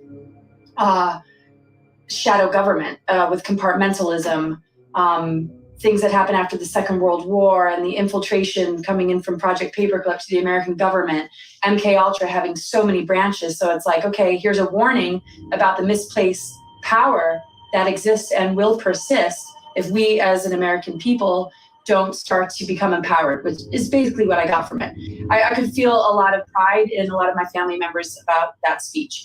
But I would say that I'm a family member that has, I think, recognized some layers that were not brought to my attention growing up, that I've been able to sort of share with them. And again, there's compartmentalism. The NSA signed something in 1947 that made it legal, like a law, that you can disclose this sort of stuff without massive ramifications. And here we are in this particular window, without oaths being signed by many of us, with more freedom of speech and more of an ability to bring light to all of this. And that's why the speech is really relevant, because it rings true to today. Those warnings are something that we're beginning to finally uncover. Actually started back in 1955 with the Eisenhower administration that was forced into a treaty, somewhat of a surrender, with a Nazi faction that had been operating. One of the witnesses that was Brigadier General Stephen Lumpkin, who was on Eisenhower's staff, who was aware that he lost control to the corporations and that it would not be in the best of hands. And so once this treaty was signed, Nelson Rockefeller restructured the whole CIA MJ-12 operations. So now our legal government is no longer in the loop. They also replaced the complete MJ-12 group that was originally set up by President Truman with Allen Dulles as MJ-1, or head of the MJ-12 operations of all people, who was highly instrumental in the Nazi infiltration. What happened was, when this happened, all of the reverse engineering operations that were Wright-Patterson Air Force Base in Ohio were moved to Area 51 and S4, where Eisenhower realized that he had lost control when he attempted to look into it. He was denied access. Here, a five-star general was really pissed, so he threatened to invade Area 51 with the First Army out of Colorado. And until they allowed 2 agents to give a report of what's going on over there. And what they found was that several craft were being reverse engineered that were extraterrestrial and German origin. One of the ways that the Nazis obtained their advanced technology before World War II was through the use of a channeler called Maria Orsic. Maria Orsic was channeling telepathic messages from extraterrestrials that were offering her plans and schematics to actually create anti-gravity craft. Maria Orsic channeled this information for the occult Vril Society in Germany. This information was later used by these German secret societies to build out many of their crafts. Because they were focused more on the qualitative superiority rather than the quantitative, they were more focused on having more advanced technology rather than more tanks and boots on the ground. They were losing the ground war in Europe, but they were obtaining the more advanced technology. And to save that technology, they took it down to Antarctica pre and during World War II. In the late 1930s, the Nazis had an expeditionary group go down to Antarctica, and they found some very interesting things. They found a region under the ice that was created by geothermal heat from volcanoes. And there would be 3 miles of ice, and a few thousand feet above ground level would have been melted by the geothermal heat. And the rest of the ice acts as an insulator, causing it sort of like an igloo effect. And the dome would grow from the heat, the geothermal heat, and it would melt and run under the ice. And that was some of what was lubricating the ice and causing it to move. But underneath these areas, they were finding perfect areas to build submarine bases. So not only did the Nazis build out submarine bases, as they developed more and more of their space program, they developed out a massive spaceport. After these spaceports were developed and the Nazis had handed it over to basically the Americans began to develop more and more research and development bases in Antarctica. In the late 1950s, a treaty was signed that stated that Antarctica was only to be used for peaceful research. Well, we were basically arriving and digging giant holes under the ice in various areas and building out these giant complexes, much like I think it was called Project Iceworm back in the 1960s, where like in Greenland, the United States Army Corps of Engineers was building out an ICBM base hidden under the ice. And it was very sophisticated. I'm told that they were very similar in when they were built and how they were built to the buildings that were built in this program. Companies that were given access to these R&D bases began to develop NBC testing, they called it, nuclear, biological, chemical testing, which in the programs usually translates into them working with clones, working with different chemical compounds to affect how people develop psychologically or physiologically. So a lot of very, very dark scientific programs began to be developed down in Antarctica, and indeed are going on to this very day. The one of the biggest things that the cabal does not want us to know about are the existence of these R&D bases and the all of the horrible crimes against humanity that are occurring on these R&D bases. On December 9th, 2015, William What am I gonna get? Ooh, cherries. Oh, okay. How about cherry ice cream? You know what I need? Bath bombs. Bombs away! Gotta have Takis. Oh, and a new charger. I can never find those things. And I gotta get flowers for mommy. And a little something for me. Can I get a rose? With Geico, we can easily bundle home and car insurance and save even more. Yeah, just like that breakfast burrito. There isn't too much hot sauce, is there? I have a sensitive palate. I actually like hot sauce. How about guacamole? I don't really know what we're talking about anymore. Burritos. Insurance. Geico. Tompkins released his epic book, Selected by Extraterrestrials. I became aware of it early in 2016, but it wasn't until he had conducted several interviews that he and I became friends and began speaking regularly. The story of William Tompkins is quite amazing. Here's a man who's 93 years old, and he gets hired right as he begins his military career in the Navy, working in a highly classified program for the United States government at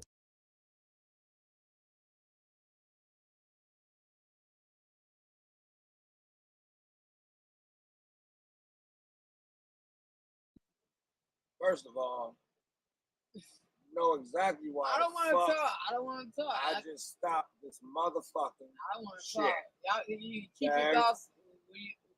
All I'm gonna say is, for one, I thank you guys for being here. Thankful, Whoever yes. is here, Yes, yes. I and see you guys you are making it over to Tuck Beat too. Yes, yeah. Make sure you guys like, Second subscribe. of all, we're just gonna say, go Navy if you can see that or not. That's all right with me.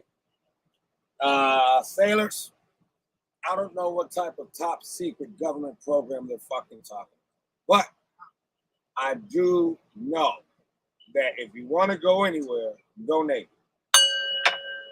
Those are big facts. Okay?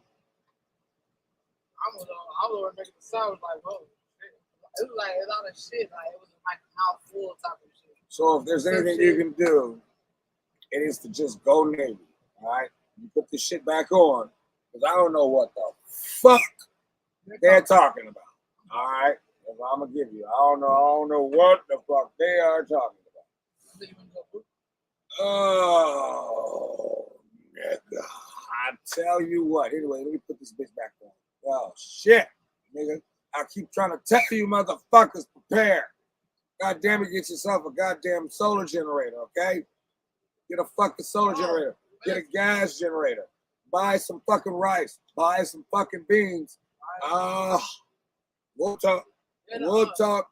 We'll talk. Now check out that handsome sailor in that nice ass uniform. That's what I'm talking about. the highest levels, where he was personally responsible for getting information from 23 different American spies who were embedded in the German secret space program, which apparently included bases in Antarctica. A single Navy operative went into Germany. This is like 1939. He didn't believe this, but there was very strange organizations and different research groups all over, not just Germany, but in the occupied countries too. And strangely enough, Germany was putting in production fantastic vehicles. They didn't have wings on these aircraft. They didn't have empennage or tail. They had lanyards. Some of them were triangular shaped. Some were rectangular shaped. Some were round shaped, like a saucer. And so he, being a spy for the Navy, found out all of these fantastic situations that were going on inside of Germany And this is an important point. Instead of him going to his boss, coming back to the United States, he went directly to the Secretary of the Navy, Forrestal. Forrestal gets tapped on the shoulder. He gets told, don't select a Navy officer to head up these operatives. What? He's told to select somebody who had never been in Annapolis. Now, almost every Navy officer, whether they're a one-star or a lieutenant commander, they've all been through Annapolis to learn how to be a Navy officer. It turns out Forrestal is told that every book in the libraries, every book in the colleges, every book in the universities, every book on this planet is misinformation. It's misinformation. So, which is initiated by the Draco reptilians as far back as 6,000 years ago. The reptilians really came into control and started to be able to manipulate what was going on the face of the planet about 6,000 to 7,000 years ago. It is true that they have different masking technologies to be able to be in a room and look like a human, but usually they're in underground bases in various places on the globe, as well as in a huge area in Antarctica. The southeast region has a large number of underground caverns that are kept extremely warm, too warm for humans, by geothermal heat. It's a perfect place for all of these colonies that the reptilians have. They're basically cities, huge cities with millions of them. So, the Secretary of the Navy selects Rick Abada. He's not even an American.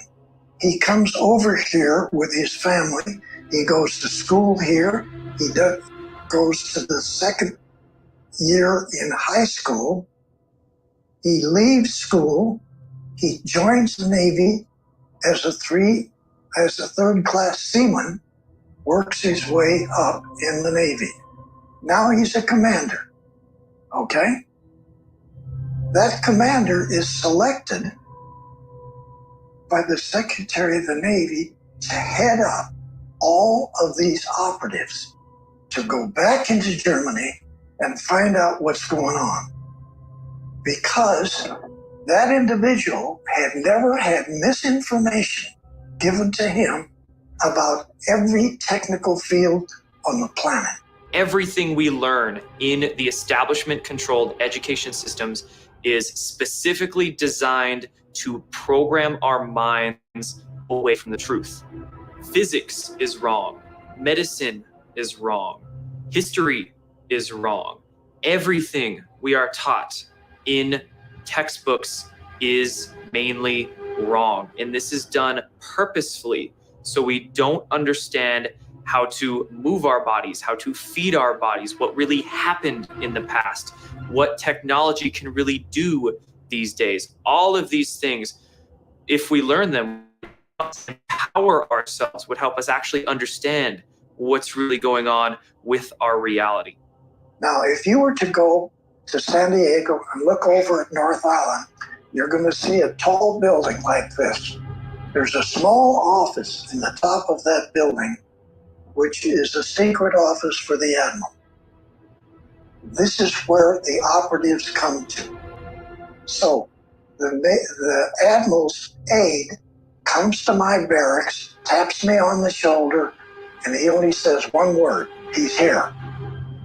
We drive over to that building, we get up to the top, we go into this conference room, a small room. Admiral Rick Abada sits here, I sit here, And one of 3 other bosses that I have are all captains. So now I have 3 captains as bosses and now a 2-star admiral. He just got another raise. Wow. He just came back from Lockheed. He just came back from Scripps Institute. He just came back from all the aircraft company. Wow. Now he's got these operatives coming in. So the operative sits on the other side of the table.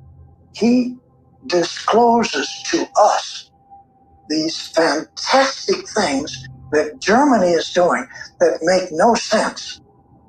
Now I have 8 girls and 3 PhDs as a group. We put together a package from what the operative brings back. Some of it is photographs. Once in a while, it's a manual, hardly any manual. A couple of the manuals were not even in English, German, or any other language. They were extraterrestrial hieroglyphics. You see all of this stuff. You hear it. You understand what the Germans are doing. They didn't just get documents from the extraterrestrials. They got brand spanking new space vehicles. Here's one. Here's another one. They brought these. They take you inside. They show you how to drive it. So they put me in a secret laboratory, which is designing, not flying wings like Northrop does, okay? These are just a fuselage with no wings and no tail. Half airplane, half spaceships. This is what Northrop is designing. Our first spaceships are U.S. Navy attack class submarines. We put together programs that went all the way out into the galaxy, not just this galaxy. The military-industrial complex, back when they were testing a lot of the technology that they had received from the Nazis after World War II, as well as from ETs, when they were doing proof of concept testing, they had attached this technology to a regular submarine, and then they flew it out of our atmosphere. That was the first time that they were really able to fly a vessel out of our atmosphere using electrogravitic technology. The reason that they used a submarine was, of course, because they were self-enclosed. The crews that served on them were used to serving 6 months or more away from home, having all of their supplies with them. And they had the psychology of being able to handle those tight quarters for such a long time. The technology developed to a point to where they developed the finances, this financial schemes, to begin to build out fleets of these long cigar-shaped craft. Some of them were kilometer long or longer, and they could make them longer by putting in sections. And the sections were modular, just like in modern submarines. They could take apart the fuselage and pull out sections. It could, one of these modules could be set for like 3 or 4 months as a laboratory for a bunch of different scientific programs. And then at its next time at port, the modules are swapped out, and then it's a hospital ship. The modules swapped out the next time, and it's a troop transport, or it's just a long haul freighter. So these ships are very modular, and in the beginning, they were using power systems that were nuclear. Then they moved to thorium type of electrical generation, and then they moved to some sort of zero-point electrical generation. And that is what they currently use. This is totally unreal that this happened like in 1942 on this planet. Extraterrestrial come from who knows where out in the galaxy. Germany gets to be the country that these Draco pick out to do two types of missions. One, to remove all of the people that Hitler didn't want in his country, and every one of them around the planet. Two, to take every man, woman, and child on this planet and put them in slave factories, men, women, to build and construct all these different types of Draco Navy space battle group ships. This may sound like insanity. This is what happened. He had concluded from what these insiders were telling him that the Germans had actually made treaties with a highly aggressive and highly negative reptilian humanoid race that they've called the Saurians or the Draco. This treaty involved the Nazis actually being given workable technology that is built with our own conventional systems. They use a sort of mercury turbine, a type of mercury called red mercury. And then they are actually able to leave the Earth. They had a settlement on the moon. They had a settlement on Mars. And they were doing this stuff as early as 1939, even before World War II actually started.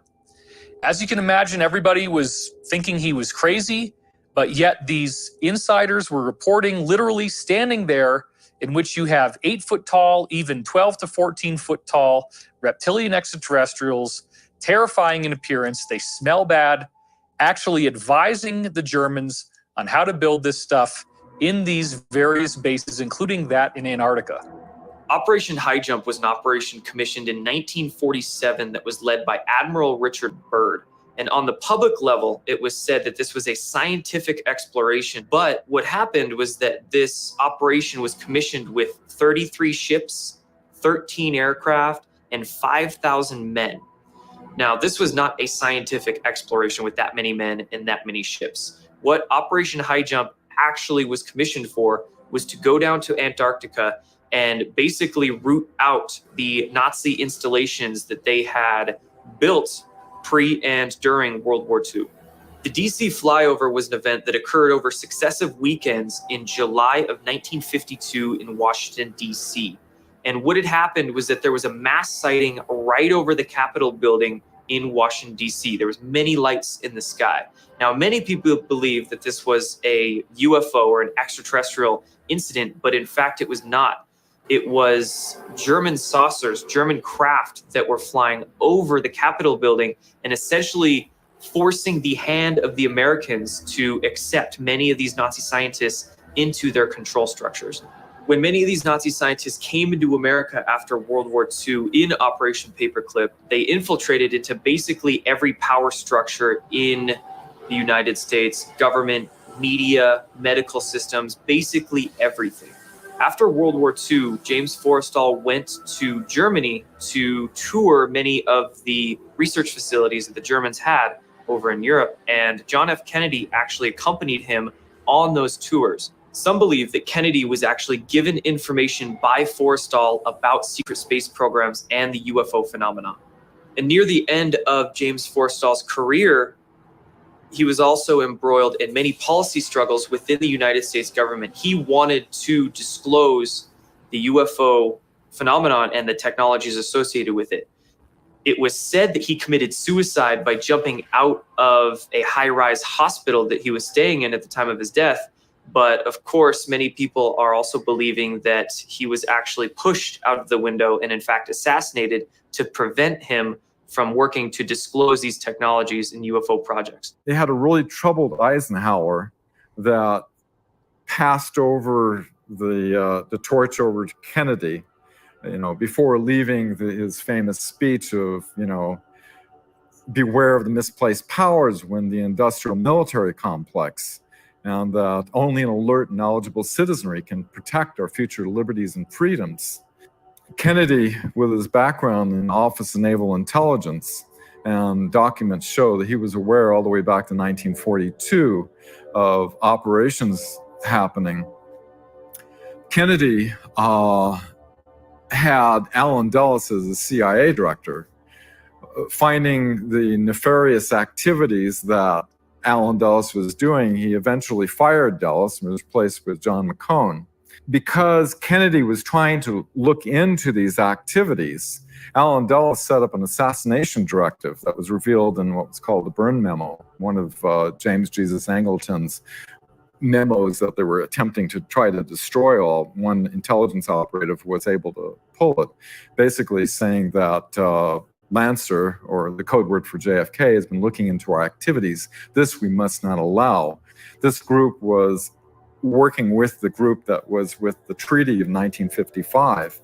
So when Kennedy put forth a top secret document to the CIA director looking into the MJ-12 and CIA operations with the extraterrestrial, he was silenced with an assassination 10 days later. Years went by. By the way, the Warren Commission, which, Kennedy's famous speech of infiltrated monolithic conspiracy and beware of the dangers of secrecy and secret societies, ironically, the Warren Commission, who said, we have a lone gunman that did this, was all made up of 33rd degree Freemasons.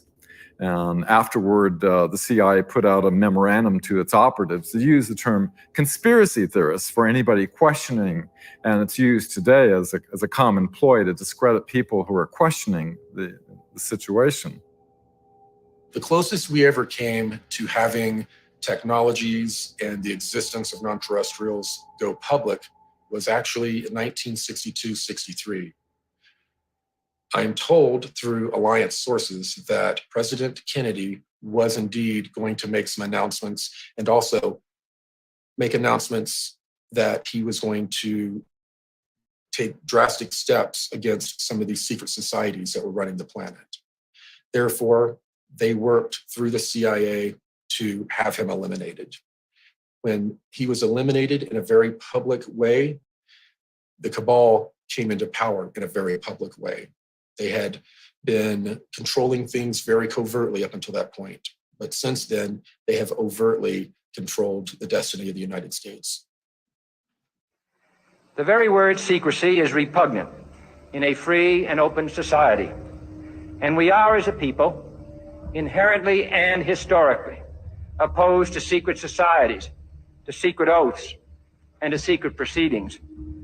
We decided long ago that the dangers of excessive and unwarranted concealment of pertinent facts far outweighed the dangers which are cited to justify it.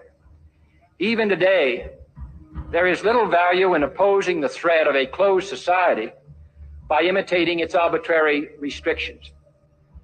And there is very grave danger that an announced need for increased security will be seized upon by those anxious to expand its meaning to the very limits of official censorship and concealment. That I do not intend to permit to the extent that it's in my control.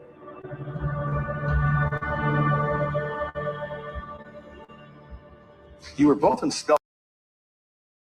Knock, knock. Hi there. I'd love to show you what a K-12 powered school is really like. Step inside. Here, you can dive into subjects you love, move as fast or as slow as you need to, and take charge of your learning. Yeah! You'll connect with teachers and classmates, explore your interests, and learn great skills for the future. Hey, know what else is knocking? Opportunity. Take charge at K12.com. So, it's Friday night dinner. All of a sudden, boom. And you, Gecko, go, bundling your home and car insurance could save you hundreds. Then the neighbors are like, huh? The little girl's like, hi, Gecko. Huh? Quite the commercial. I know, right? Geico. What am I gonna get? Ooh, cherries. Oh, okay. How about cherry ice cream? And maybe a baguette and a French boy. Bonjour. Ooh la la, baby. Gotta have Takis. Oh, and a new charger. I can never find those things.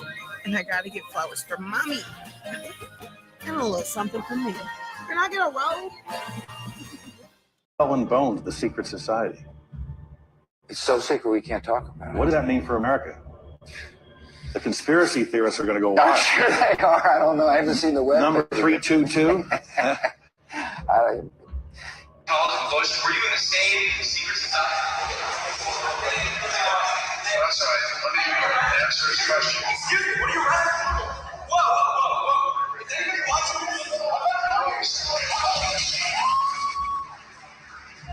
Yale University is 300 years old this year, and were you to visit its campus, you would see that it still has exotic clubhouses, which look like tombs where Yale's legendary secret societies meet.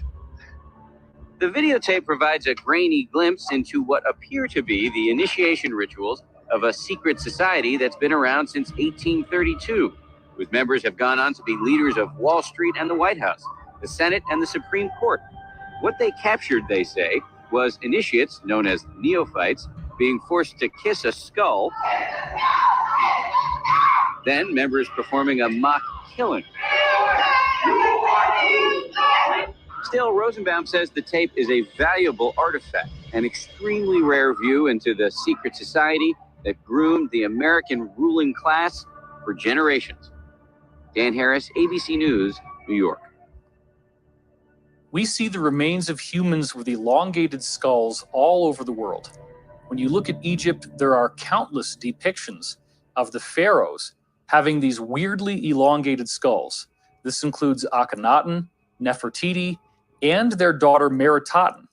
In the case of Meritaten, there are multiple granite busts that you can see that were carved of her, in which she clearly has no hair and has this freakishly elongated skull. And remember, this is a culture that was apparently building pyramids at the time that these sculptures were made. The people with the elongated skulls had apparently been keeping their lineage secret and hidden in the Egyptian priesthood. But then remember that Egypt became weak and it was conquered by Rome. What happened when the Romans got in there is that they made a secret agreement with these people in the Egyptian priesthood who still had the elongated skulls, and they created a safe haven for them in the Vatican City. The Library of Alexandria was burned down, but only with a false flag, where they burned tax documents and census documents. They took all the good stuff that included books from before they came to Earth and relocated that to the Vatican Library. Then you go across to the other side of the Atlantic Ocean, and once again, you have a pyramid building culture in Mesoamerica with people depicted in their inscriptions who have elongated skulls. And unlike the case of Egypt, with Mesoamerica, we now have the added benefit that there are multiple elongated skulls that have been dug up and were not censored, but are actually on display in museums in places like Bolivia. We have the researcher Brian Forster, who is bringing out new examples of elongated skulls, and they are being genetically tested, they're being analyzed, and they have clear physiological differences from the skulls that the rest of us have. These people have very large brains. Discover Magazine in the year 2009 came out with an article called "What Happened to the Hominids Who Were Smarter Than Us?" And it describes how in the early 20th century, elongated skulls were found in Boskop, South Africa, thus earning them the name the Boskop skulls. And they were given ceremonial burials. Apparently these people were revered in their society. But the article claims that the brain volume is almost twice what ours would be, and thus the average person in their society would have an IQ of 150, and some of them could have an IQ that goes up to 300. These weird elongated skulls were also found in a dig in Siberia in a town called Omsk, and the men who dug them up were so afraid that many of them actually started crying and left their jobs and refused to come back. We furthermore see in the case of the Mongolian conquerors that there were reports of them having weird elongated skulls. And most recently, even in Europe, we have found tombs of the nobility, the wealthy people who preserve their bloodlines, such as in France. And they also have this bizarre elongated skull feature. It wasn't until insiders started talking to me that I thought about the fact that in the Vatican, you see people wearing these mitre hats, and those hats would very nicely conceal an elongated skull. These people with elongated skulls would look like us in their faces, and the hat would conceal the only thing that would make them appear to be different. My research also turned up data on an Italian noble family from the 14th century known as the d'Este clan. And the d'Este clan had very close ties to the Vatican. What's so bizarre is when you look at a painting of Prince Leonello d'Este and someone who is either his sister or his wife, the scholars don't really know, they usually call her Princess d'Este. They both have freakishly elongated skulls in this painting. The story gets even more interesting when you trace the descendants of the d'Este clan, the lineage that they left behind. For what you find is that King George I, who began ruling in 1714, was a direct bloodline descendant of these people who obviously had the elongated skulls in the 1400s. And then you find out that a variety of earlier British consorts, meaning nobility, also were direct descendants of the d'Este clan. Then it gets even more outrageous when you discover that the royal families of Norway, Sweden, Spain, and Denmark are all descendants of the same elongated skull d'Este clan. And let's not forget that only recently we found royal tombs in France and other countries in Europe in which the nobility again had these elongated skulls. And if you think this only has to do with divine right of kings and European nobility, you would be wrong. In 1988, an article in the New York Times traced fully 13 out of all of the 40 US presidents at the time as having a direct bloodline connection to European nobility. In 2012, a 12-year-old girl named Bridget d'Avignon actually did a much more complex genealogical study of the US presidents using the power of the internet and computers. On the School Watch tonight, the story of a 7th grader from Salinas who claims to have made a major discovery about President Obama. She and her grandfather say that President Obama is related to all but one US president. And she found that 42 out of 43 US presidents all had a common ancestor in King John I from England. And this is not just any old king. This is the guy who actually chartered the Magna Carta, which became the defining element that turned into the British Constitution. D'Avignon says she spent countless hours on the internet over the summer researching the lineage of our presidents, a project that started with her trying to trace her own family tree. But I'm the first historian to do all the presidents. So that's almost all of the US presidents that we've ever had. The bottom line is these people are tracking their lineage, they're tracking their bloodline, and they're making sure that their own people get steered into the positions of the highest power and influence worldwide, including the United States of America. Within secret societies, there can be both good and bad people, white hats and black hats. So many of these secret societies are, of course, involved in very dark practices. But there are also secret societies out there that are harboring knowledge and information and technology to keep it out of the hands of the deep state or the black hats or the people that would do detriment with these technologies. Some of the, I guess, very well-known elites, names I won't mention, but are on the front lobes of most watching this video, are highly involved not only in some of the slave trade aspects, but are also involved in dealing with non-terrestrials and dealing with organized crime down here on Earth and how it's related to these programs. I as a former Los Angeles police narcotics detective that the agency had dealt drugs throughout this country for a long time. Director Deutsch, I will refer you to 3 specific agency operations known as Amadeus, Pegasus, and Watchtower. I have Watchtower documents heavily redacted by the agency. I was personally exposed to CIA operations and recruited by CIA personnel who attempted to recruit me in the late 70s to become involved in protecting agency drug operations in this country. For the record, my name is Mike Ruppert, R-U-P-P-E-R-T. I did bring this information out 18 years ago, and I got shot at and forced out of LAPD because of it. I've been on the record for 18 years nonstop, and I'll be happy to give you, Congressman, anything that I have. A lot of these elite are running a lot of financial scams, drug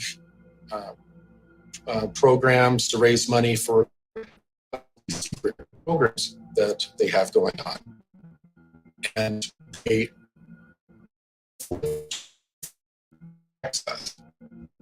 not be donating anymore.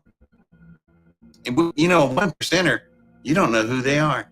You don't even know what they look like. You don't even know their name. They could go down and be at a 7-Eleven, you wouldn't even know it. So they could not age and you wouldn't know it. Never get sick. Offsprings would be born. They'd be super smart, super strong.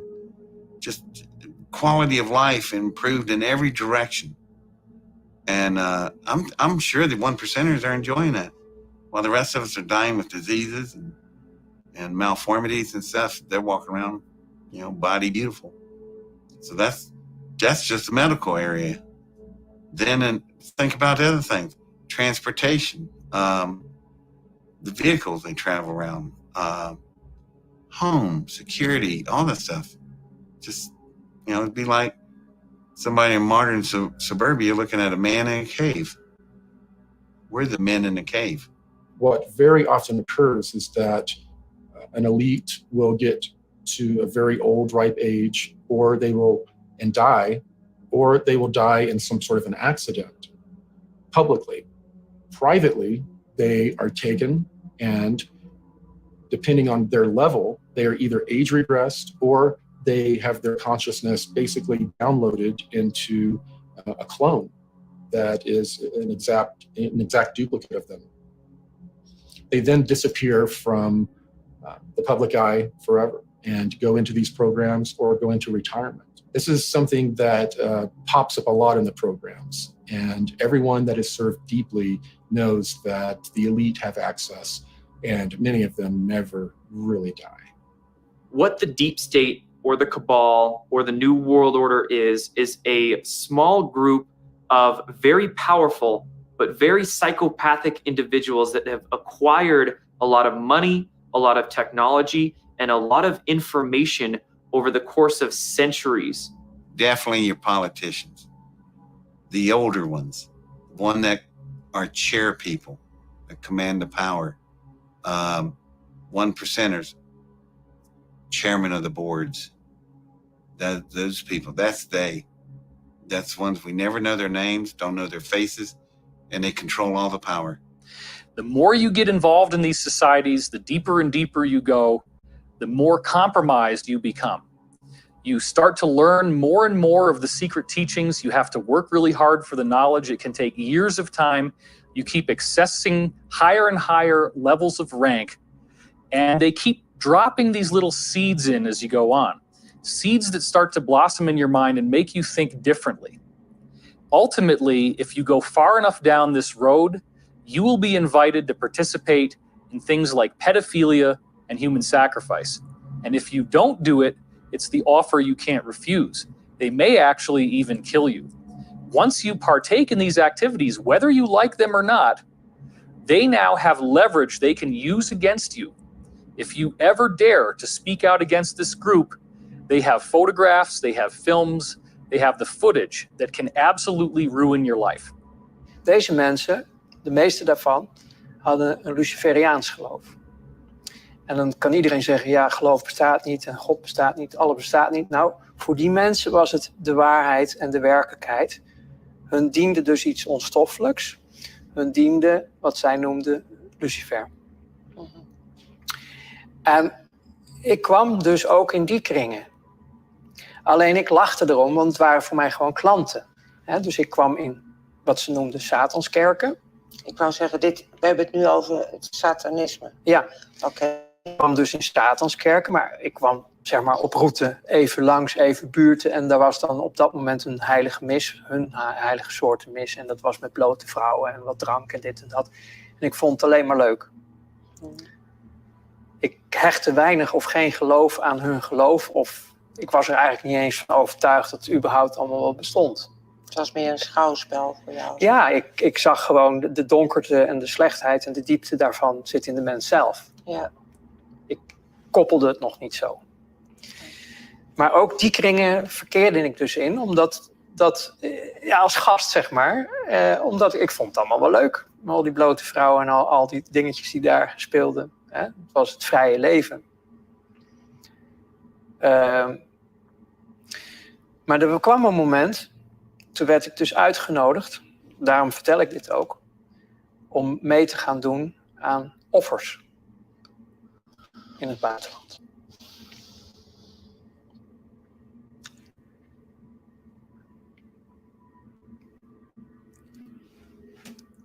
Dat was het breekpunt. Kinderen. Dat werd je gevraagd. Ja, ik kon het niet.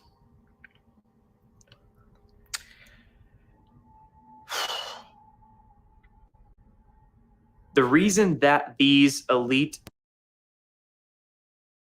What am I gonna get? Ooh, cherries. Oh, okay. How about cherry ice cream? And maybe a baguette and a French boy. Bonjour. Ooh la la, baby. Gotta have Takis. Oh, and a new charger. I can never find those things. And I gotta get flowers for mommy. And a little something for me. Can I get a robe? Over 50% of high school students do not feel positive about their college or career readiness. Not our Sydney. She's been waiting for this day since 9th grade. Of all the K-12 career paths Sydney explored in high school, the health services path was perfect. She worked hard to get the skills and the certifications. Now she's ready to do the work and help save lives. That's our Sydney. She's future built. Make sure your child is ready for tomorrow. Go to k12.com/prep. dark occult societies sacrifice and traffic children, first and foremost, is the energy associated with it. So when a human is in the state of fear and trauma, they release a energy, and this energy can be picked up by essentially negative extraterrestrial beings, negative archonic influences, and they feed off of it. They literally feed off the energetic release of fear and trauma. When these dark groups use children, because a child is not mentally programmed yet as an adult is, they are much more innocent. They're much more connected into their higher selves or into their divine, if you will. The trauma that they release is much more potent than using adults. During these ritualistic practices that the elite participate in, one of the compounds that is released in the children's body during torture, during trauma, is a compound called adrenochrome. It's released out of the adrenal gland during highly traumatized incidents. And this adrenochrome acts as essentially a drug. These secret societies that make up the deep state are nothing new. This actually spans back thousands and thousands of years, and they have always occulted this information for themselves. We need to understand what occulted actually means. Occulted just simply means hidden in Latin. It doesn't necessarily mean good or bad, it just means hidden. So these secret society groups have hidden or occulted this information for thousands and thousands of years. They've kept it to themselves, and they haven't shared it with anybody outside of their inner circles. The secret societies are really more of a front organization that they use to recruit people, and they will gradually over time find out exactly how ruthless and bloodthirsty you are.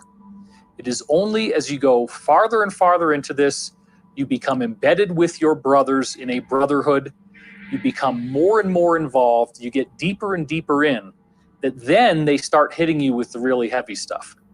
Until we face as a society that these things are actually happening and that there is a centralized control group that is responsible for this, we will be doomed for these people to continue to exert their control over us. If we don't learn how to respect each other, then we're never going to make any progress. We need to learn from the Me Too movement and understand that there is corruption, there is rape, there is pedophilia, there is child trafficking, there is human sacrifice, there is cannibalism. And all of these things are happening because there is a hidden elite that actually uses these behaviors as part of their religious sacrament. It actually doesn't matter whether you believe that these people exist or not. The bottom line is that they are actually advertising themselves constantly. They do it in movies. There's a whole set of symbols that you can look for in movies that show their influence. They do it in video games. They do it in television shows. They do it in music videos like crazy. They do it in awards ceremonies.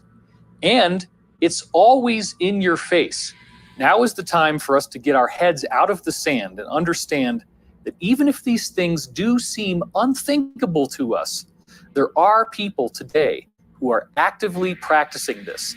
The evidence is voluminous, and really what it boils down to is that people don't want to look at the evidence because it is so upsetting. In our obsession with antagonisms of the moment, we often forget how much unites all the members of humanity. Perhaps we need some outside universal threat to make us recognize this common bound. I occasionally think how quickly our differences worldwide would vanish if we were facing an alien threat from outside this world. And yet I ask you, is not an alien force already among us?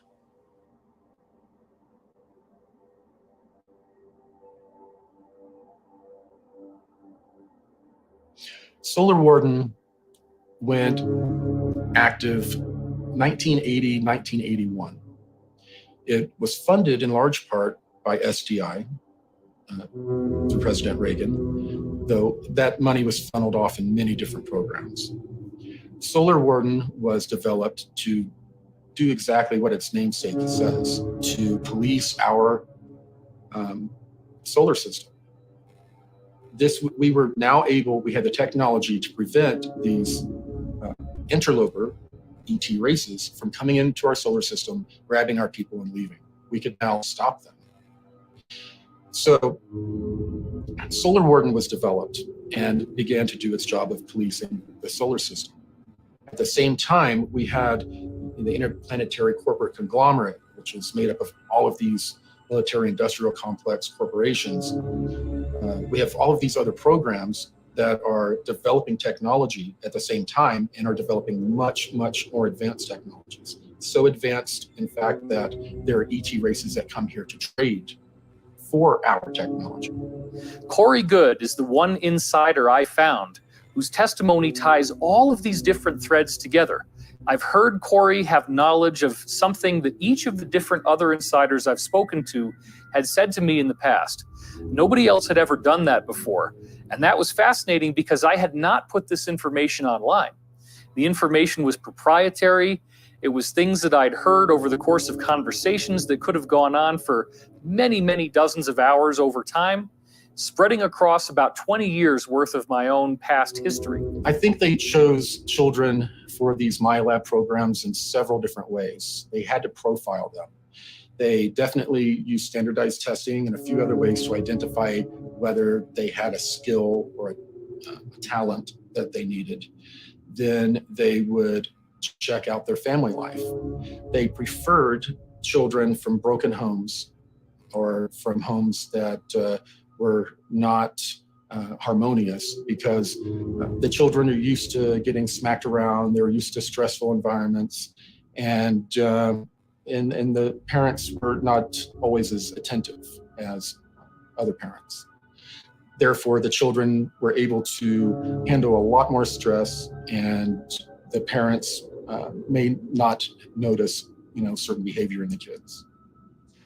Well, I guess you would say a typical day, if there is a typical day in the life of a MyLab, would be your parents dropping you off at school, just like any other day. And except that day, you're pulled aside and told you're going to go on a field trip. You're in a special education class or an accelerated learning class, you're special. You're being taken off campus to go, look at dinosaurs. Well, you are taken, put in a van, Usually a person is driving that is military looking, sometimes in uniform. They would then drive us for a little over an hour to Carswell Air Force Base. We parked inside this hangar that was a motor pool, and we walked to the back, and there was an elevator. And the elevator went down quite a ways. And when we came out, we were underground in a Cold War era type bunker. That would then lead us to another set of elevators that would take us down, where we would get on underground trams that would, there were trains that would take us over 500 miles per hour anywhere in the world. When we were sent to one of these locations through one of these shuttles, we would then go through, sometimes because of travel time, we would only get 45 minutes of training in, sometimes 2-3 hours of training in. Then we would go back, be debriefed, and they would give us a chemical through a shot, and they would sit us in a chair in front of a movie screen and basically hypnotize us and give us a dream memory of going to a museum and looking at dinosaurs. They would then put us in the same van, drive us back to school, let us out, and as our parents picked us up, we would tell them all about looking at dinosaurs. MK Ultra was a program done by the CIA in the 1950s and 60s, and within MK Ultra, they experimented with trauma-based mind control through the use of electroshock therapy, through the use of mind-altering drugs, through the use of even hypnotic regression and many other techniques to figure out how to control and program human beings. There was programming at bases. They used military bases because they won't have any interference when they have someone on a military base. And a lot of my programming took place on a military base. I would like to talk about the fact that there are rituals done at the military bases also, and that rituals are not a cover. The people that do the mind control are involved, and rituals are very much a part of how they do things. For example, naval intelligence members or people that are in naval intelligence are usually very involved with Ordo Templi Orientis. And that doesn't mean that everyone in naval intelligence is involved in that. But naval intelligence is responsible for a lot of overseeing of ritual activity in this country. And they are responsible for a lot of this going on. There are other organizations, other agencies involved, but naval intelligence is very involved. We were taken to some kind of facility out on the Nevada desert. And for a long time, I thought it was Area 51. But there was also another underground facility at Tonopah. So either Area 51 or the Tonopah facility was taken to a medical dispensary type of place. And I was sat down in a waiting room with the lights off.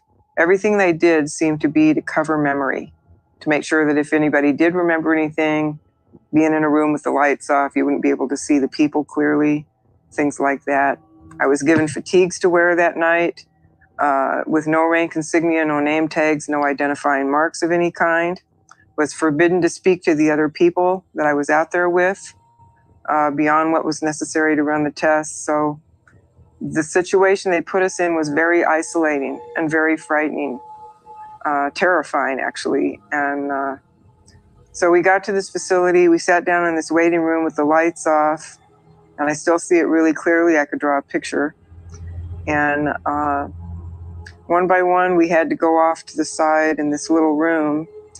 Finally, they called my name, and I went into the little room, and it was a small room. There was a security guard in there in desert camo fatigues, wearing a sidearm. He was standing at parade rest. And And I was told to lay down on this stainless steel examining table that looked old, like it was maybe from the 40s or 50s. And I laid down on there fully clothed. I didn't have to take anything off. And I waited for a long time with that security guard watching me. And finally, some guy in a white lab coat came in, the same door I had gone in to the room in. And he said, "Stay calm," 3 times in this really deadpan, monotone voice. And he walked past the security guard, up the right side of the table, got up to the right side of my head, and then he had a hypodermic needle hidden in the sleeve of his lab coat, and he injected me in the side of the neck right here. And whatever the chemical was went straight to my brain. And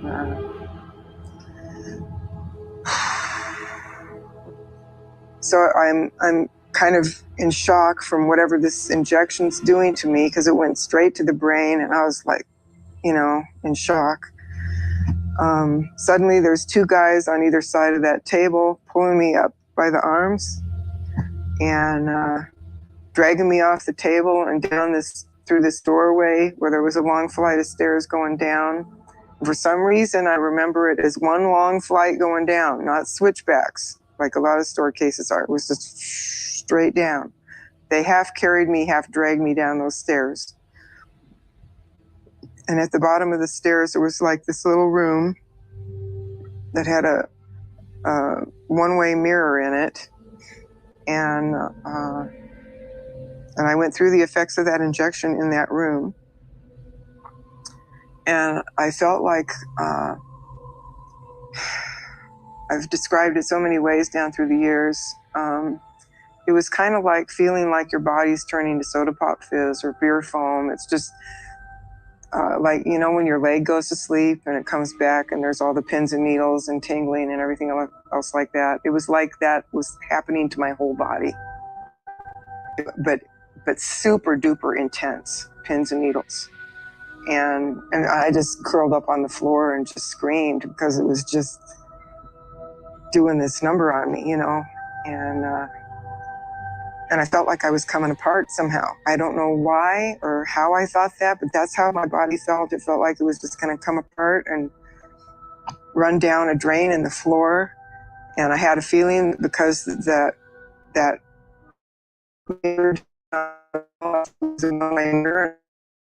watch me go through the effects of this.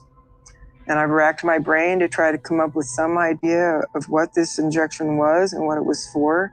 And the only thing I've been able to come up with is maybe they were trying to create a chemical version of Ascension. One of the technologies that I was exposed to while in the MyLab programs were the chemical cocktails they would use on us. They would use them to enhance us in many different ways. Some of the ways that we would be enhanced would be if they discovered we had an intuitive empath ability. There was a cocktail that they would give us that would enhance it, make it many-fold stronger. They would also give cocktails to people that would have hormones in them that would make them stronger, faster, and think quicker. Major part of the program was that when you started, they were not quite sure where they would send you.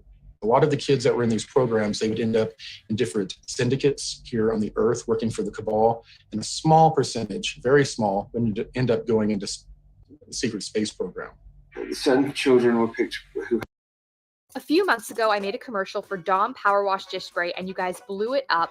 Now I'm back to show how it's great for more than just dishes. I built 3 different sets for this video: a kitchen sink for dishes, a laundry room for the stain pre-treater, and a shower for hard surface cleaning. Here is the final result.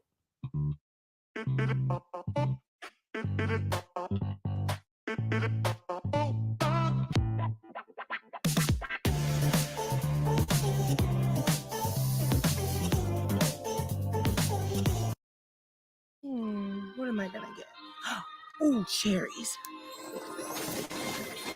Okay. How about cherry ice cream? You know what I need? Bath bombs. Bombs away! Gotta have Takis. Oh, and a new charger. I can never find those things. And I gotta get flowers for mommy. And a little something for me. go. Go ahead. Okay, guys, so I hope you guys are enjoying the show. This is scientific, you know, he's scientific as well. So, you know. I want to go back on record and say, yes, I'm naval intelligence. I don't know what they're talking about. Yes, he is Navy. So whoever did, whoever one of the senators that did shout it out to watch this, it's very, it's informative. I'll give you that. It's informative, but, you know. Best I got for you. We can't say anything. I hope you guys enjoying the show, the documentary. Make sure you guys hit that like, subscribe. Tattoos don't hurt. No, it don't.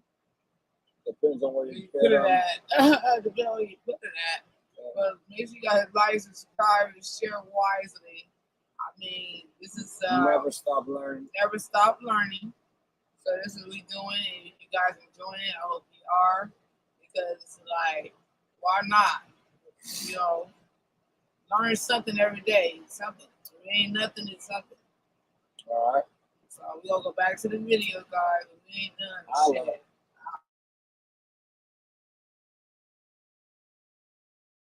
Can I get a roll?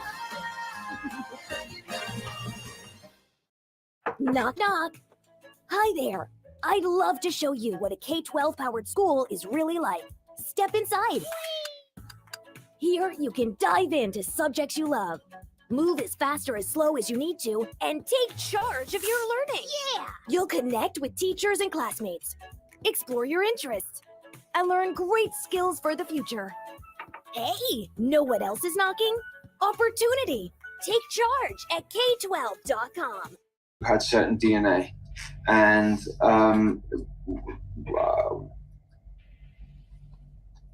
I was connected with that.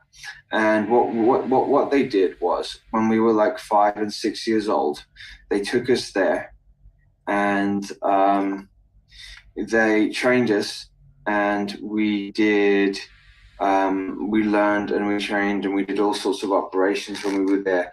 Now, when I was 5 years old, my parents moved to Los Angeles at the time, out of the blue, and I was living on Sepulveda Boulevard, and the Mars jump rooms for children were on at 999 Sepulveda Boulevard. I now know. So and I didn't know. So I had these memories before I knew that this particular information about these Mars jump rooms on Sepulveda Boulevard. It was a lot of training. So say from 5 years old to 25 years old was spent there, and I know some of the people now who are back here. But what they did then at the end of the Mars, at the end of that thing, is they used age regression technology, brought us back to 5 years old, and then placed us exactly back to where we were. The reason so few went into the secret space program was that most of the participants, almost all of the participants, are pulled from various military branches. They bring people in to the military, send them through training, testing, find out where their skills lean, and if they have the fortitude for this type of mission. And then they're invited in or drafted in, and they'll serve a 20-year term. And this is referred to as a 20 and back. And after that 20 years, they're actually age regressed and regressed back in time using the technology that was handed to us by non-terrestrials. And then they were buttoned up in time and placed back in their life. And then they finish out the rest of their military term and then return to civilian life, having no memory of serving in the secret space program. The whole point of regressing people back in time after serving in the 20 and back and wiping their memory has to do with a deal that was made with an extraterrestrial group that gave us that technology. There's a Nordic group that are engaged in a time and space battle with a reptilian group. This battle's gone on for many thousands of years. When delving into this research, some people formulate ideas that there's only good extraterrestrials here or there's only bad extraterrestrials here. But we need to understand that the law of polarity is universal. There's both good or benevolent extraterrestrials here to help us, and there's negative extraterrestrials here to essentially feed off of us and traumatize us into a state of fear.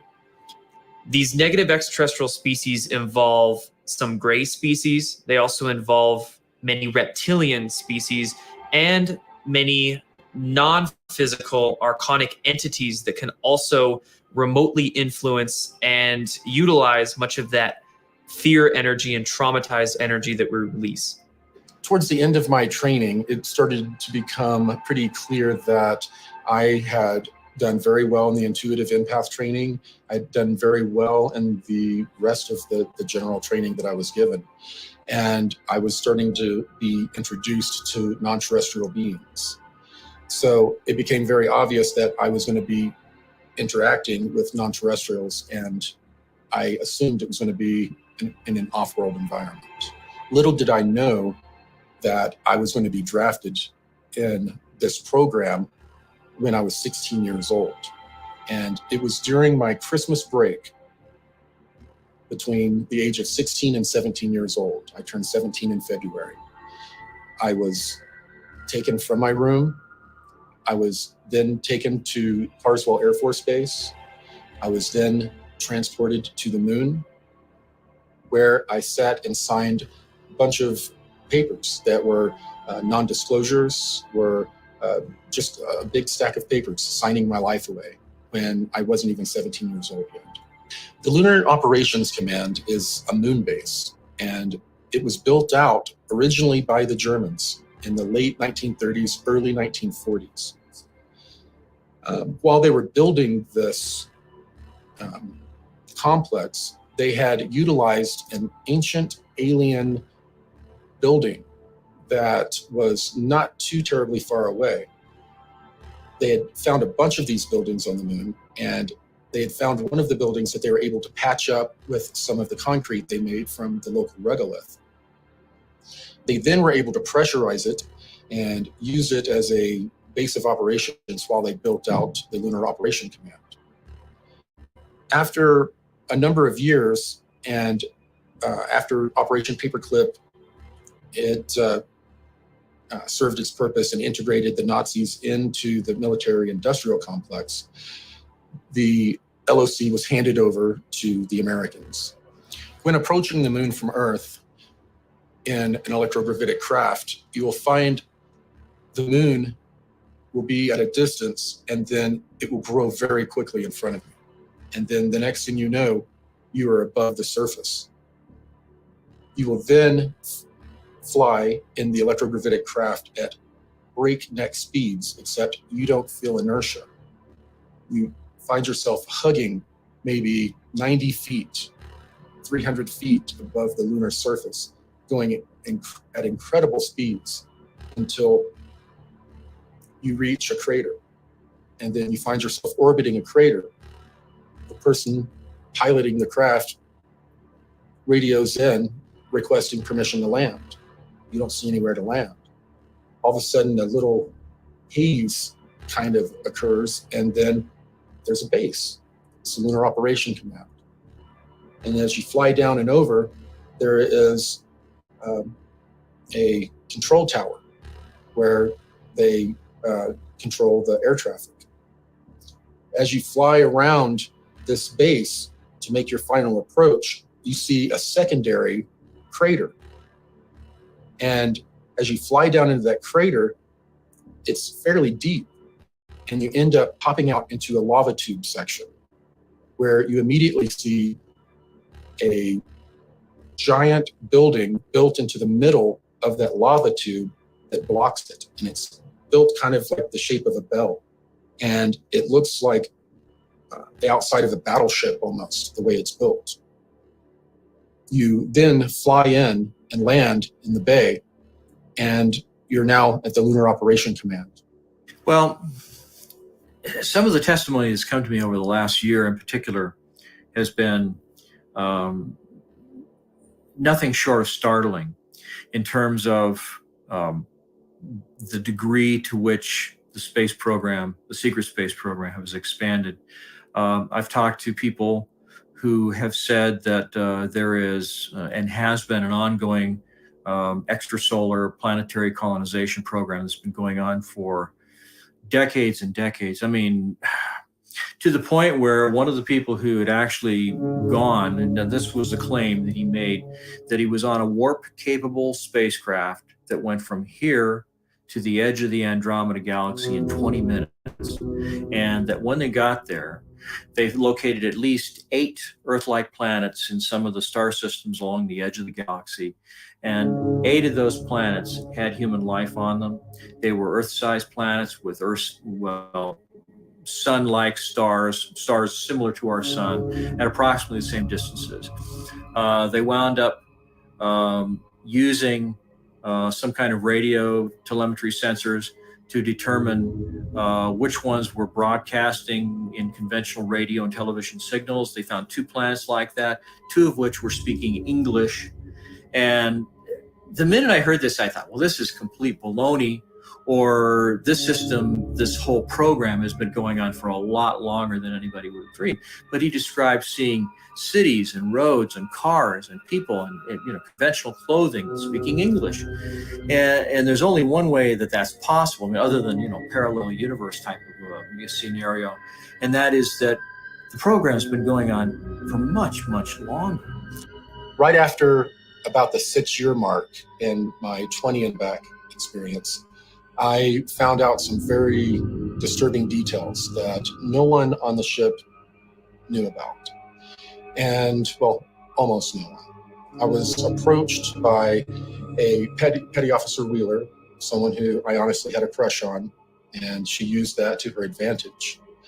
She needed me and an engineer to help her get into a room, a restricted room, and look into some pods.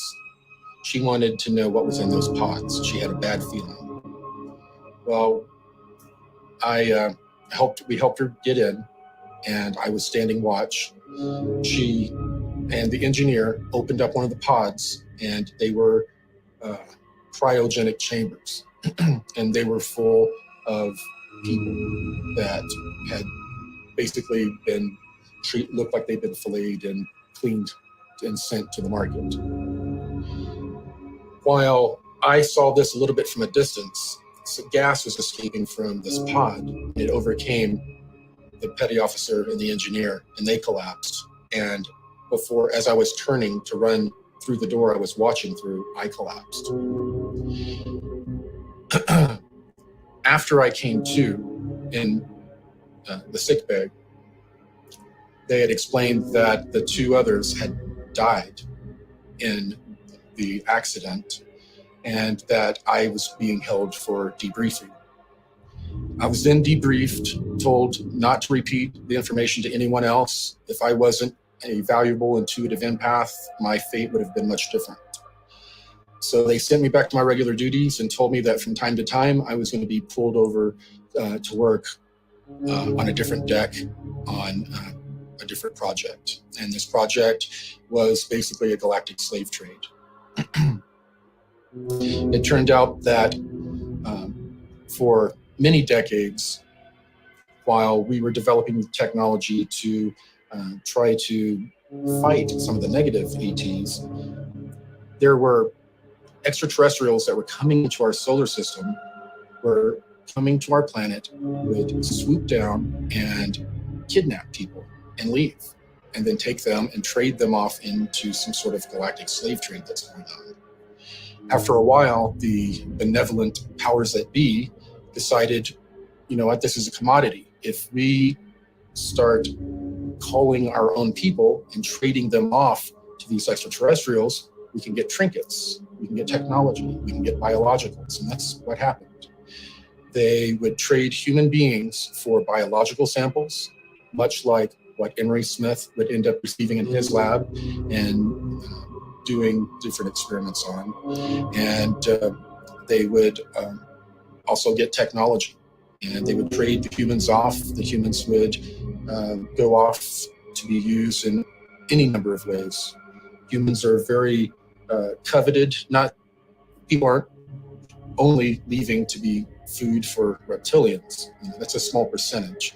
Most of them are being used for their skills. Humans are very well known for our engineering, our creativity, our ability to bring things from our mind and and create them and engineer them. And strangely enough, we're coveted and used in that fashion. So the Cabal Group has been basically utilizing human beings as a resource.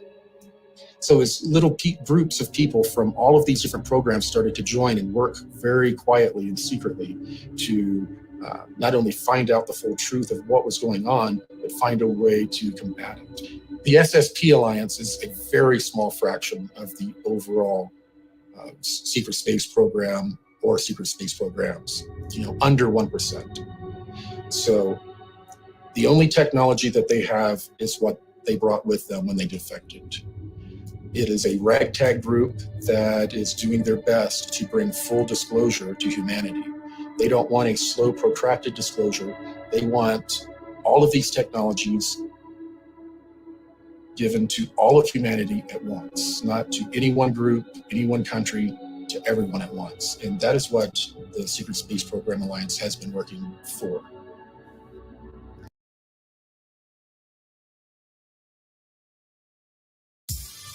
What if you were in charge of your child's education? Wouldn't you choose safe, consistent learning from state-certified teachers? How about classes that bubble over into fun and let your child learn at their own pace? What about a tuition-free online school that doesn't leave parents on the sidelines? Welcome to K-12. We've been doing this for more than 20 years. What are you waiting for? Take charge at K12.com. Enroll today. The collective story that these insiders have shared with me is much bigger than where the UFO community had been going up until then, and thus it has utterly revolutionized the whole basic discussion of what everyone is now talking about. Whether they agree with it or not, everyone has had to deal with the concept of the secret space program.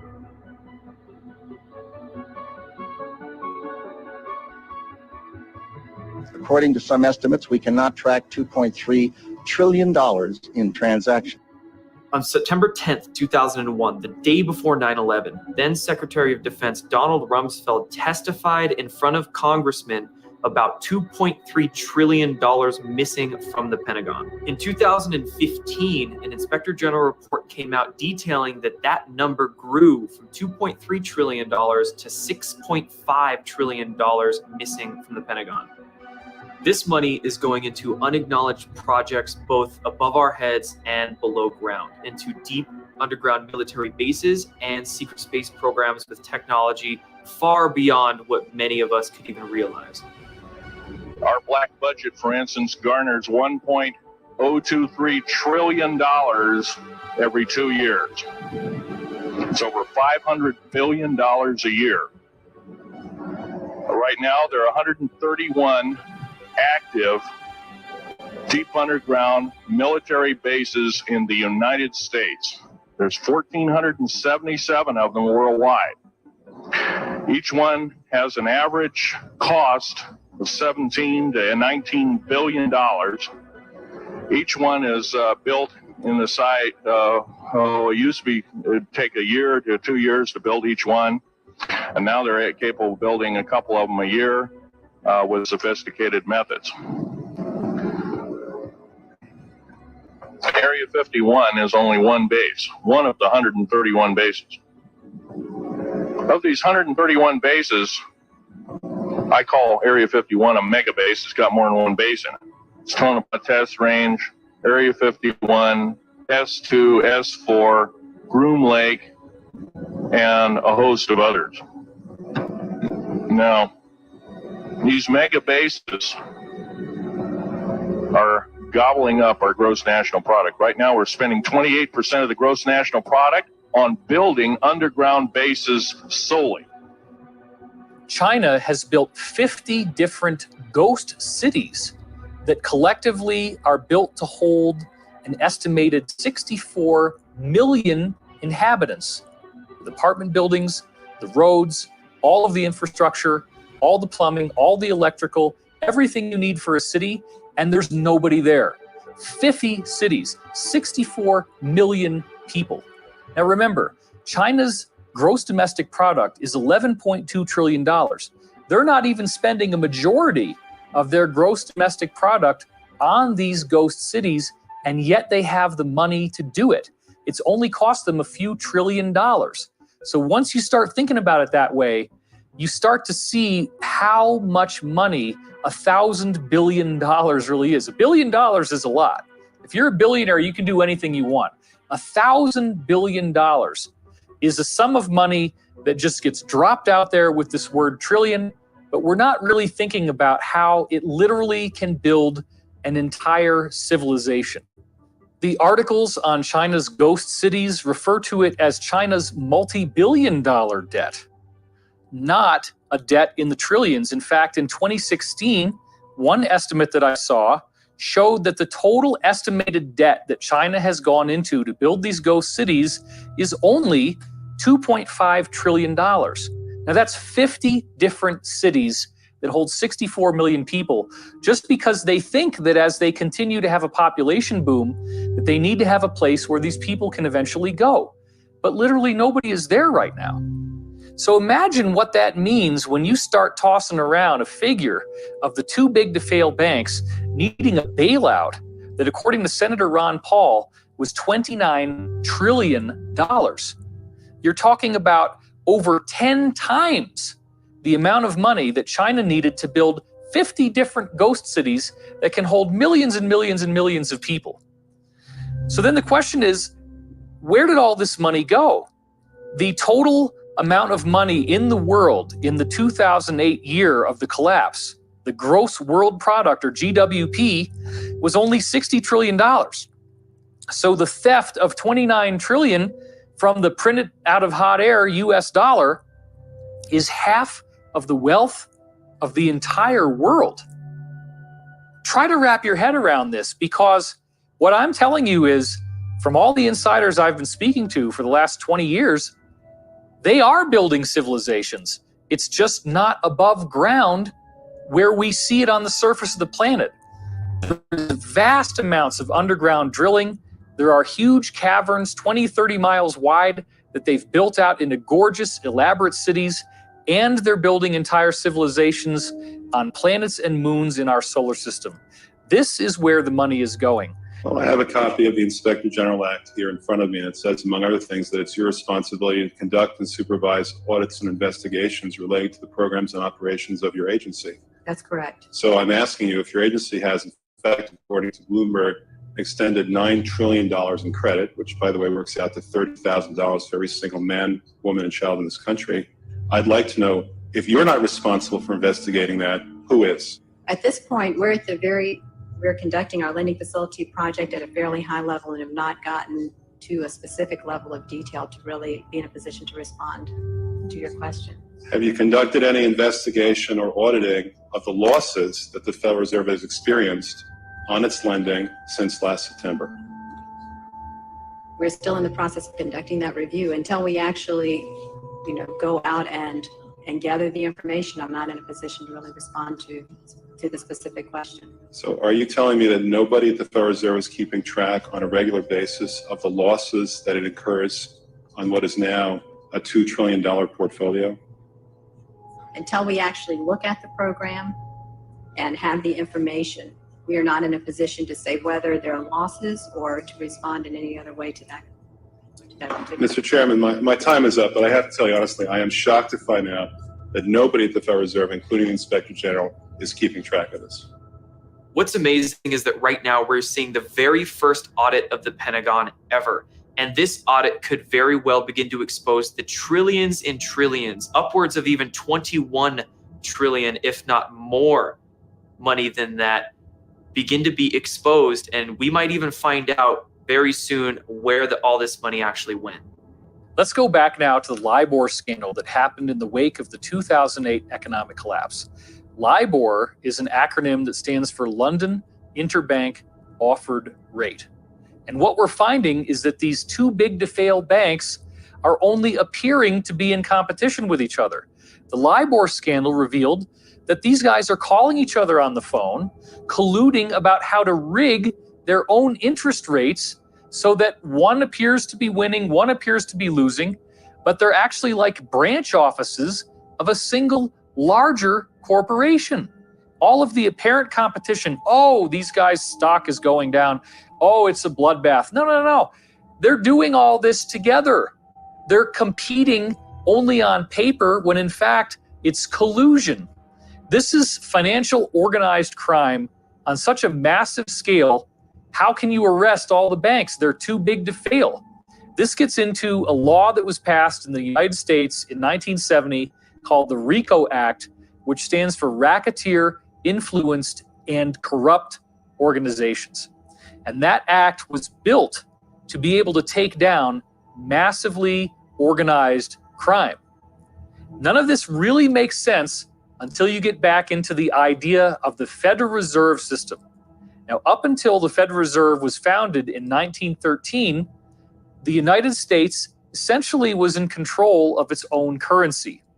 This same banking cartel that we've been talking about worked behind the scenes to create a series of fake economic crises in the late 1800s and early 1900s, which caused regular Americans to have their savings wiped out. This became such a crisis that people were desperately calling for reform. And then the government comes along and says, look, we're bribed, corrupt politicians. We don't really know what we're doing. They have spokespeople saying these kinds of things in the media. Let's bring in the investors. Let's bring in the British bankers, the people who really know how to make money. They've been doing it for a long time. They're not just going to hold an office for a few years and go disappear. They are the guys who really understand how to run a financial system. So what did we do? We handed over the issuance of American currency to a private corporation of private bankers. When you see Federal Reserve note on the US dollar, that means it's printed by the Federal Reserve. The Federal Reserve, since they came into power just over a century ago, has eroded the purchasing power of the US dollar by 99%. So what was really going on there? Do you think that these investors built up the equity of the United States, made us more profitable? It's exactly the opposite. We have been living in a prolonged economic depression.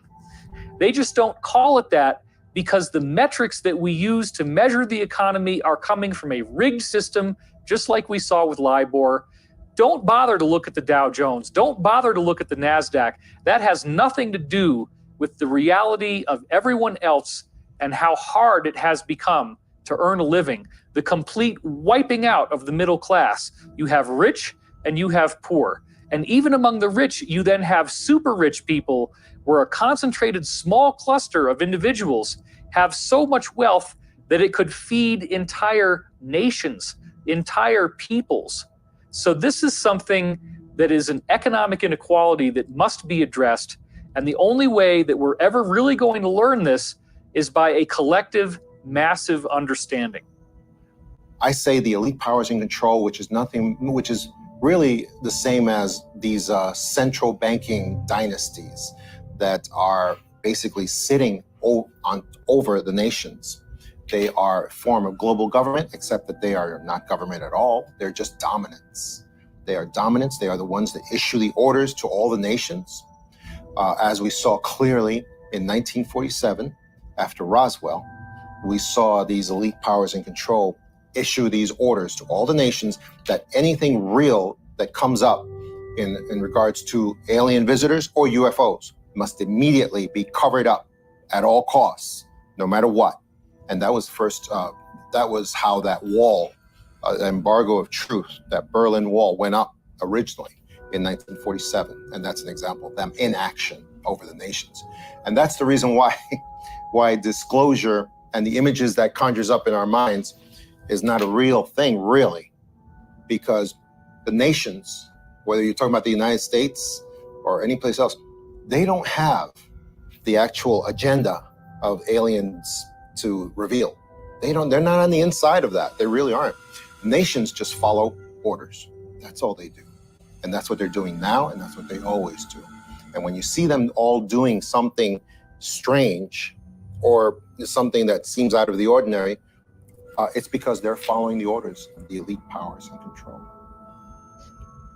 We stand at the birth of a new millennium, ready to unlock the mysteries of space, to free the earth from the miseries of disease, and to harness the energies, industries, and technologies of tomorrow.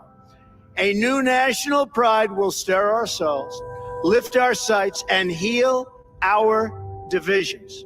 It's time to remember that old wisdom our soldiers will never forget, that whether we are black or brown or white, we all bleed the same red blood of patriots.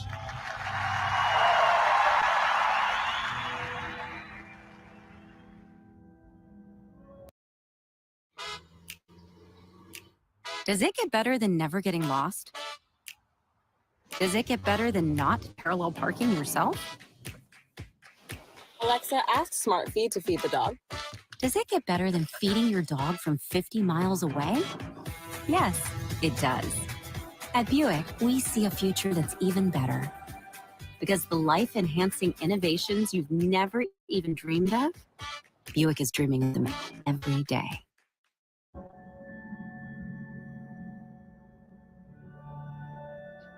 After the inauguration, the president signed a number of secret memorandums stating that he wanted the release of advanced technology and a lot of this technology was involved in the space program, and he was very aware of it.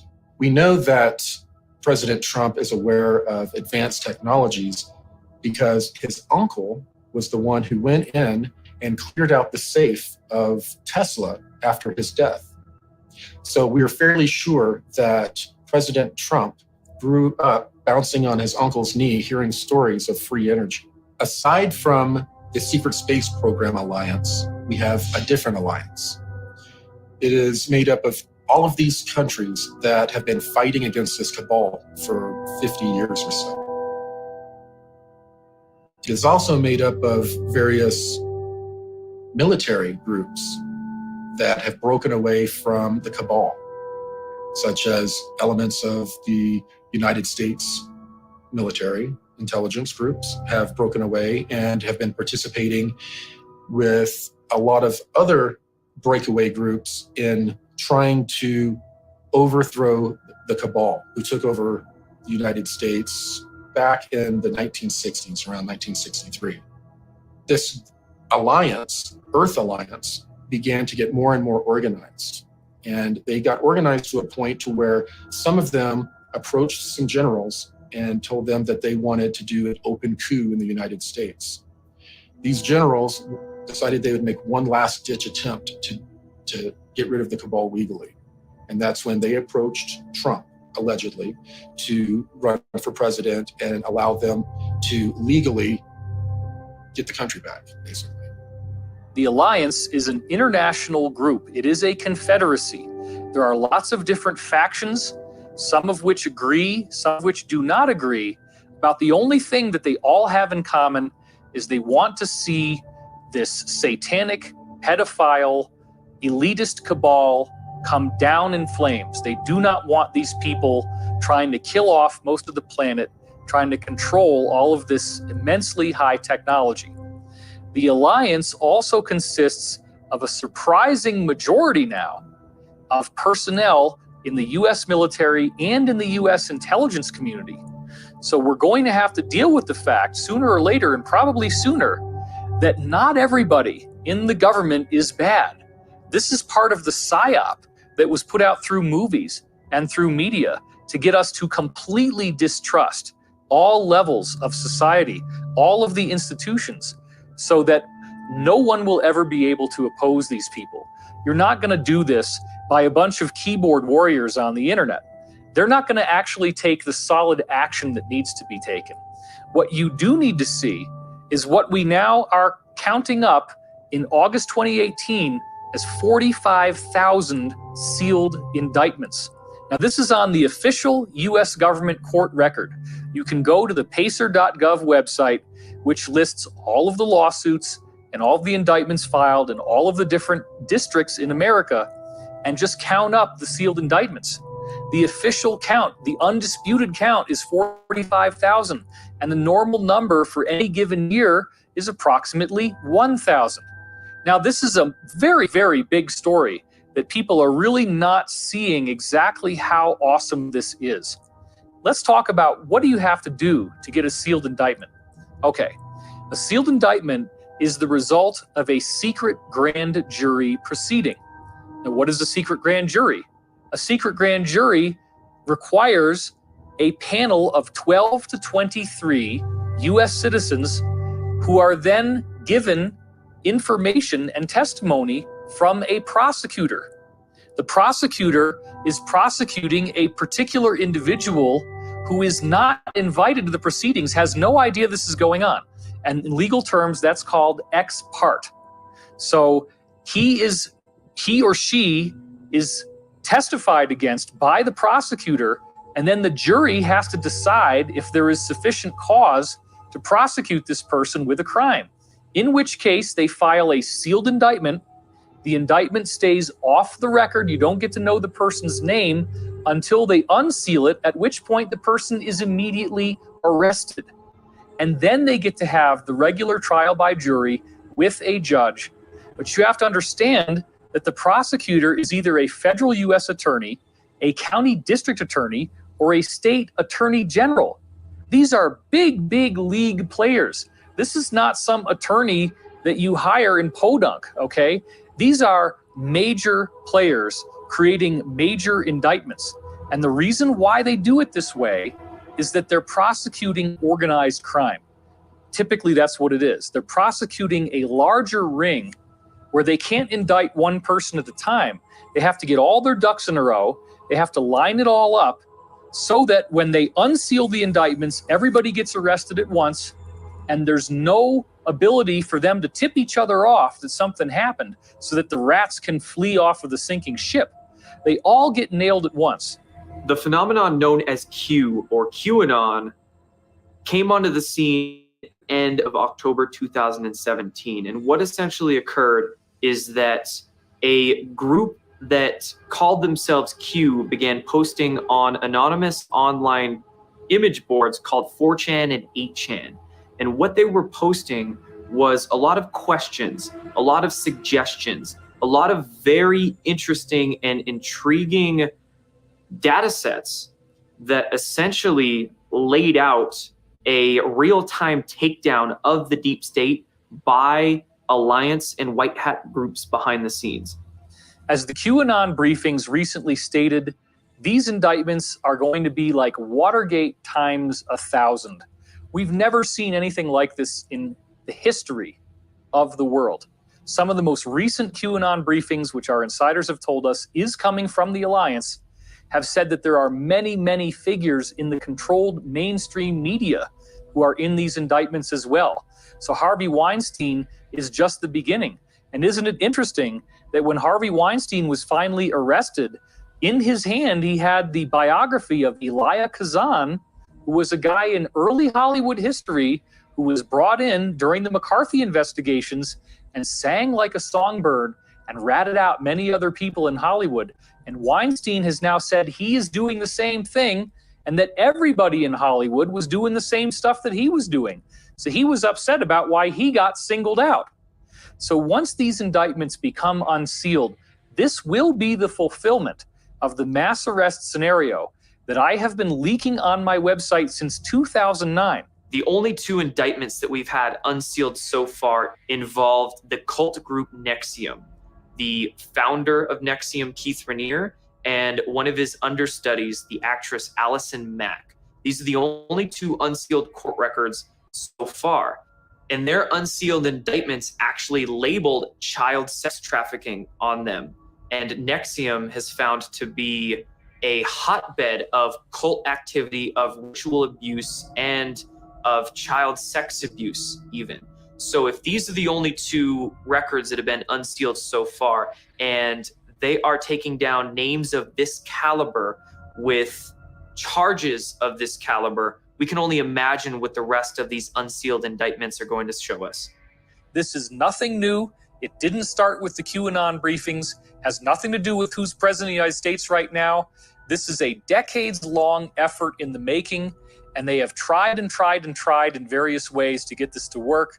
They've had consistent failures, and now they're being much more systematic and much more methodical. It's all going to be done legally. All of the indictments are totally bona fide. And it's just that once this finally happens, it will be something we have never seen before in all of American history, a true second American Revolution. One of the things I learned as an FBI agent is it's not that I learned to believe in conspiracies more. What I learned to know is when I am caught up in a river of deception and everybody else around me is being taken on the same current, and we're all being taken in one direction, and suddenly one guy has to stick his head up and say, this isn't right.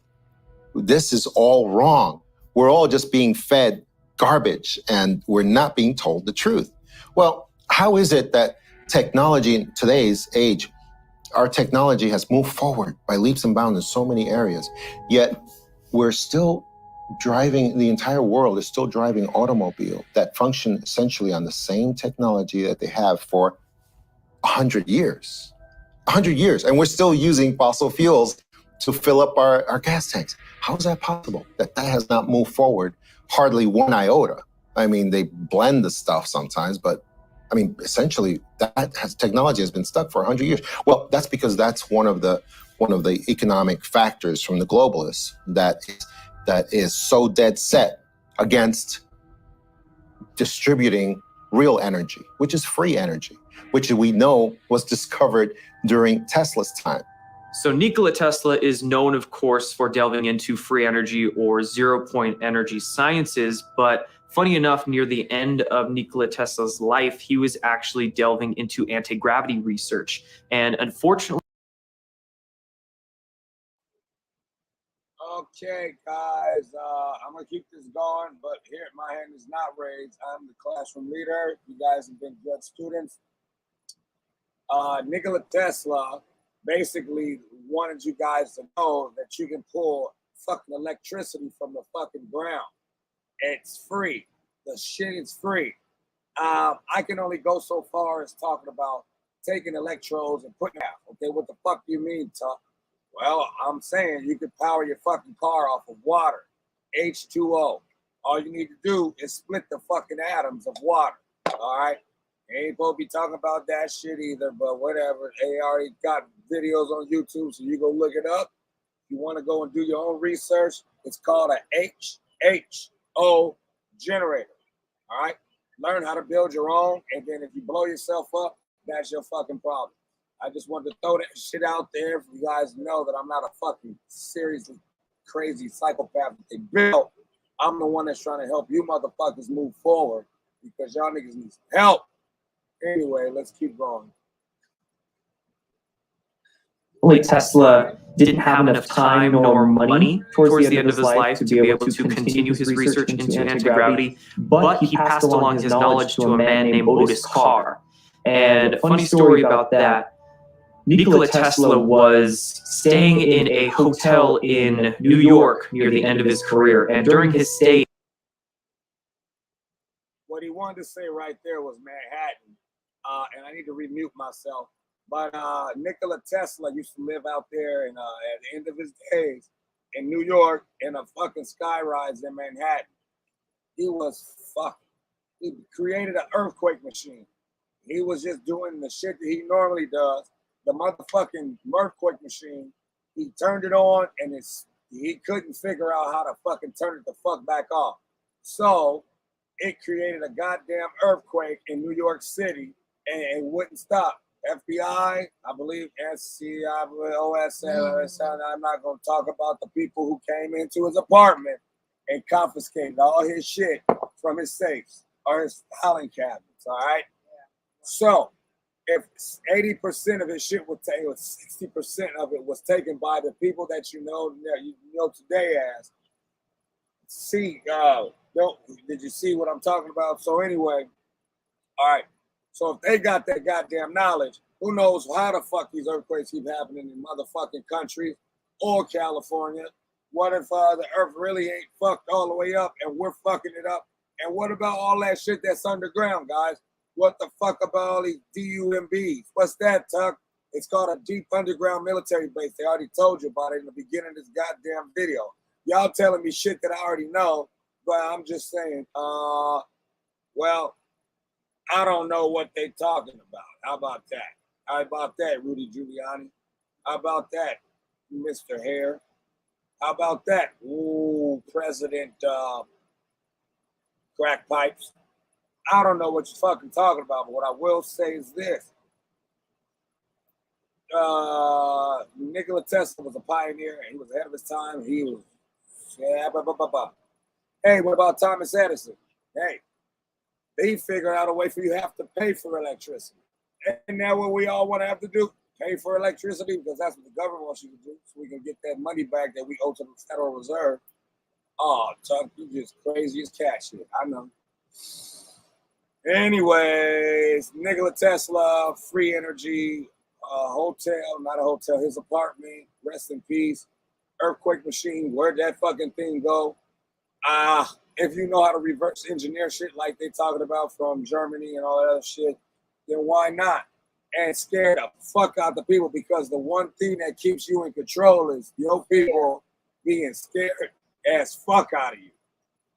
Fear. All right, now I'm done. Now I'm in you. I hope you guys are enjoying class today. It wasn't supposed to be like that.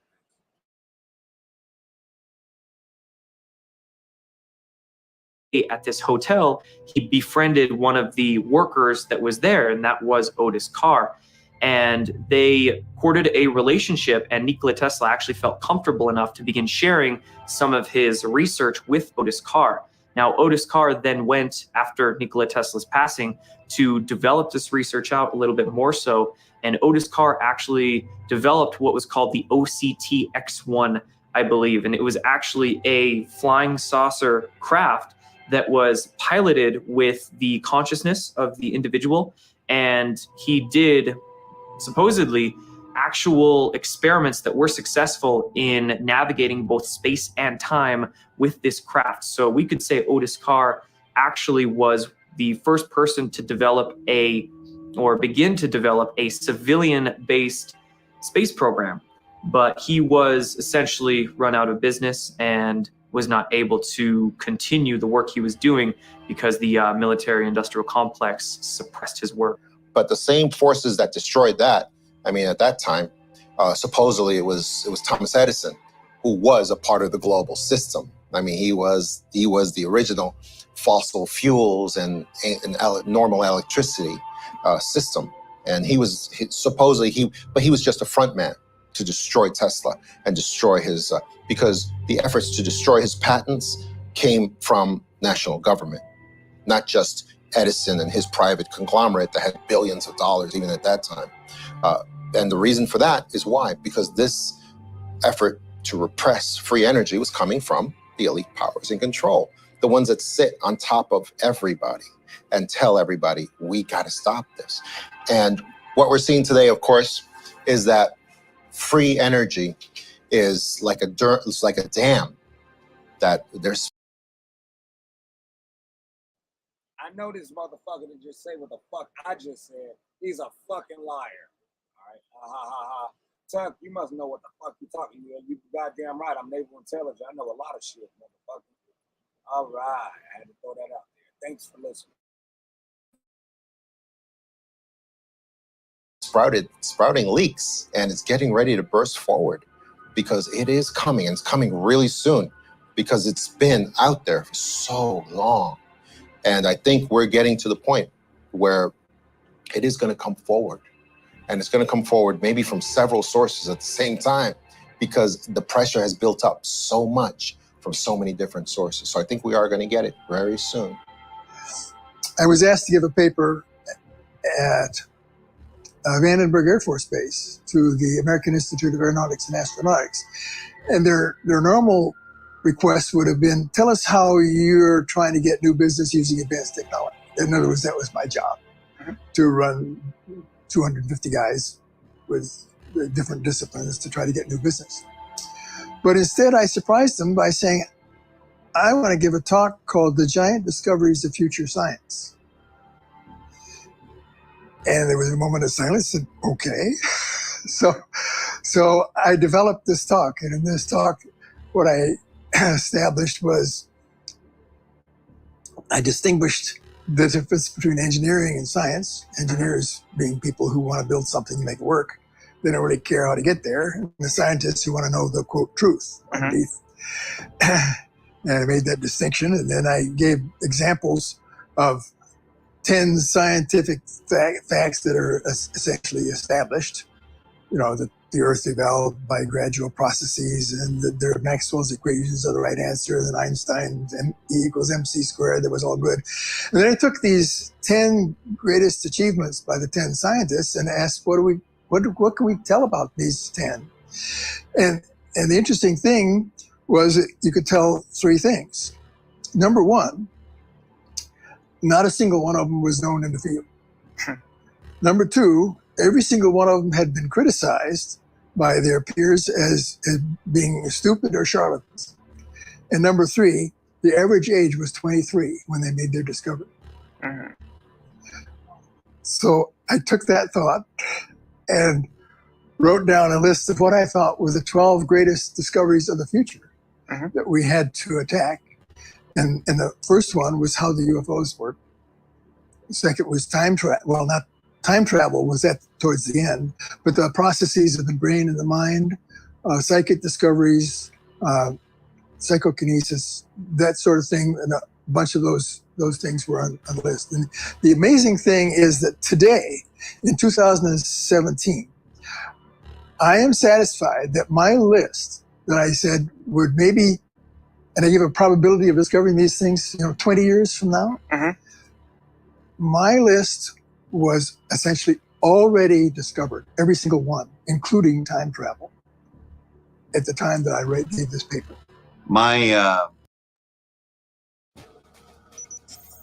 When you're the leader, disaster cleanup and restoration, how do you make like it never even happened happen? Fire it up, Randy!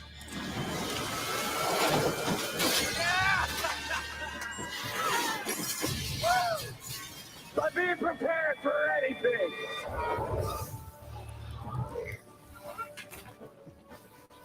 Whatever comes your way, there's a pro for that. Serve Pro, like it never even happened.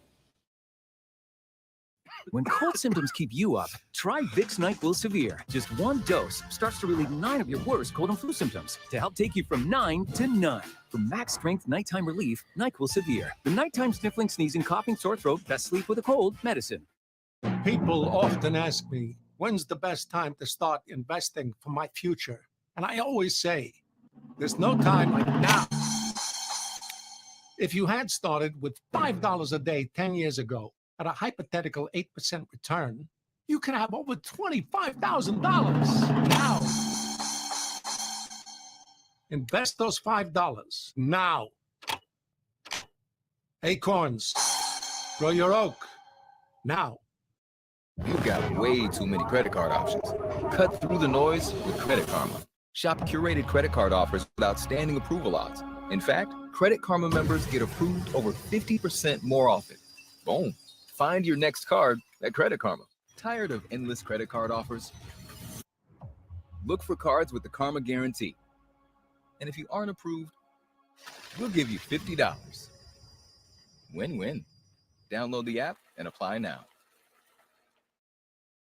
Having clear skin, it kind of is like a dream. You know, it's something almost seems out of reach. Then Charlotte got Proactive. Proactive is America's #1 acne routine for clear skin that stays clear, and it's gentle enough for your teen to use every day. I have all this great skin and stuff, and I don't have to work as hard anymore to make it look the way I want it to. Get clear skin that stays clear. Parents, you can go to Proactive.com and for a limited time get this free pore cleansing brush. You must be 18 years or older to order. My engine's complete. I rebuilt it.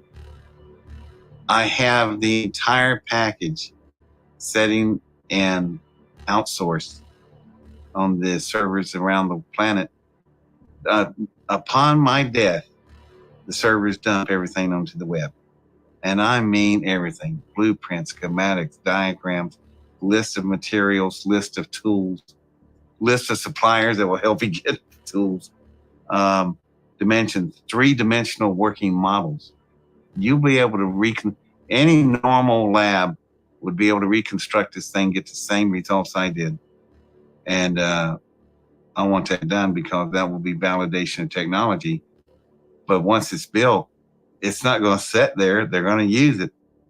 And I expect in a year's time, once that kind of technology is done, they build it, they start using it. Oil is reduced to a lubricant planet-wide, and that's it.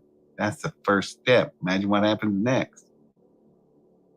I don't want to be around. That's the reason it would be a media circus, and I just not into that. So I'll just leave it behind, and y'all can play with it and do with what you want.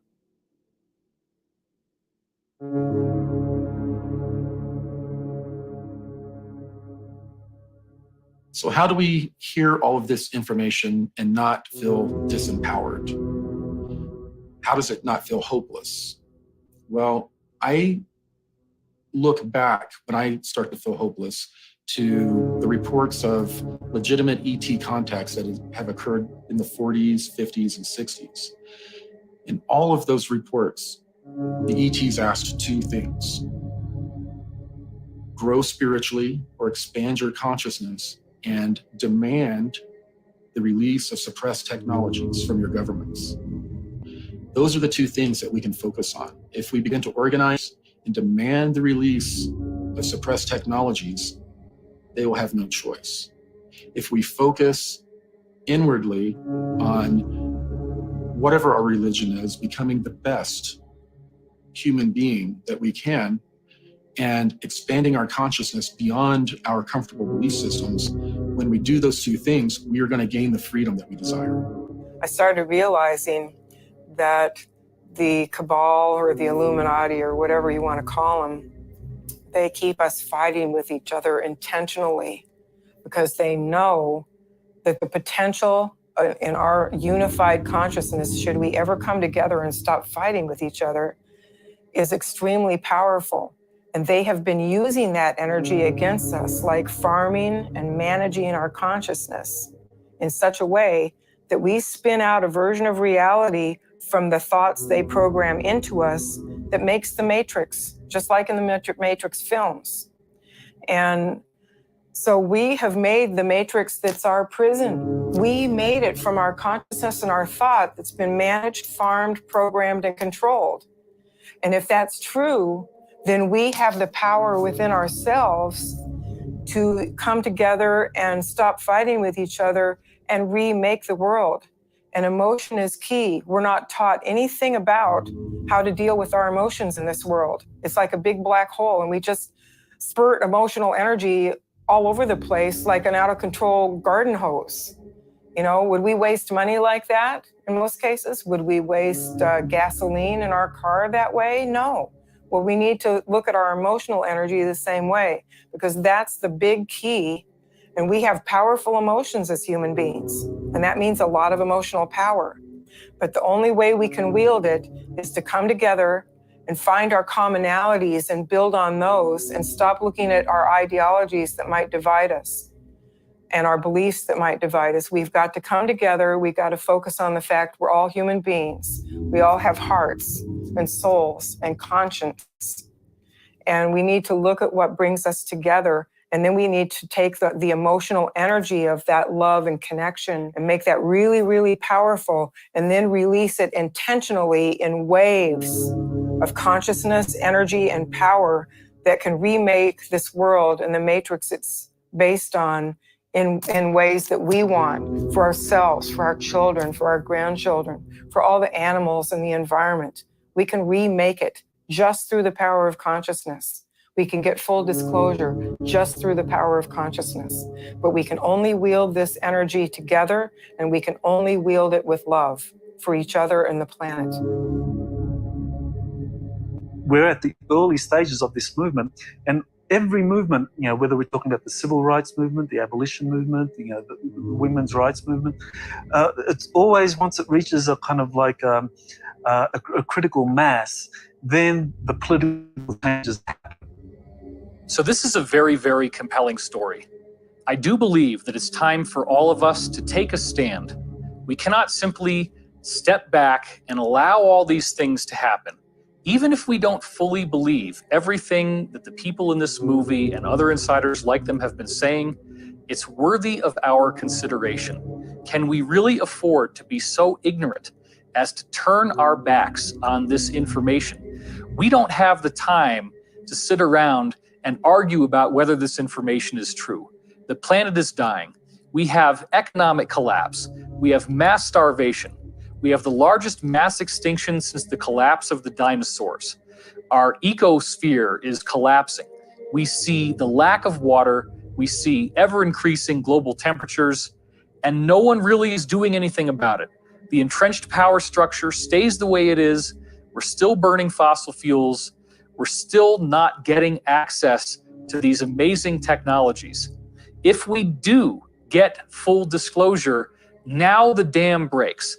Now we're in a totally new reality, which very well could be the golden age that was promised to us in so many different ancient teachings and traditions. I do believe that in our lifetimes, we will see the full disclosure of the so-called forbidden technology.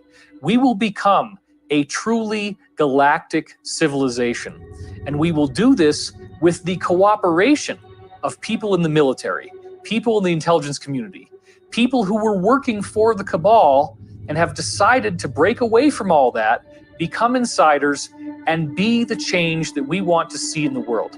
This film is an embodiment of that global movement. This film is the red pill that wakes you up to what's really going on in the world. They do not have the staff to fight us. The cabal is losing. We are on the winning side of history. We are moving forward step by step. And at some point, this is all going to break open. So when we raise consciousness, when we come together as a group, when we create this initiative, when we define what we want, by having that be our state of mind, we are literally transforming this planet into the golden oasis that it was always supposed to be, and the breathtaking future that we have been hearing about from so many ancient traditions. Whether you want to call it ascension, the golden age, whatever it is, I do believe it's possible, and it is up to us to co-create this amazing reality. Power in defense of freedom is greater than power in behalf of tyranny and oppression, because power, real power, comes from our convictions, which produce uncompromising action. Every daring attempt to make a great change in existing conditions, every lofty vision of new possibilities for the human race, has been labeled utopian. Like it or not, everything is changing. The result will be the most wonderful experience in the history of humanity, or the most horrible enslavement that you can imagine. We must draw our strength from the very despair in which we have been forced to live. We were born with potential. We were born with goodness and trust. We were born with ideals and dreams. We were born with greatness.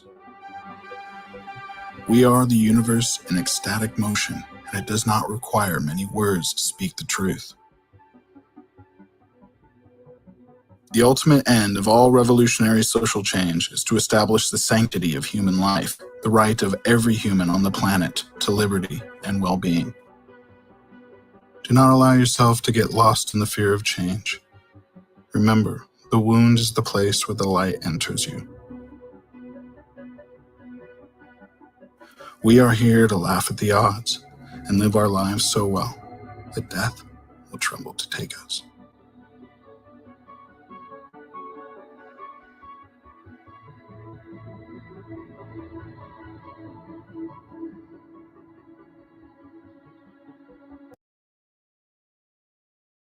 Forming this planet into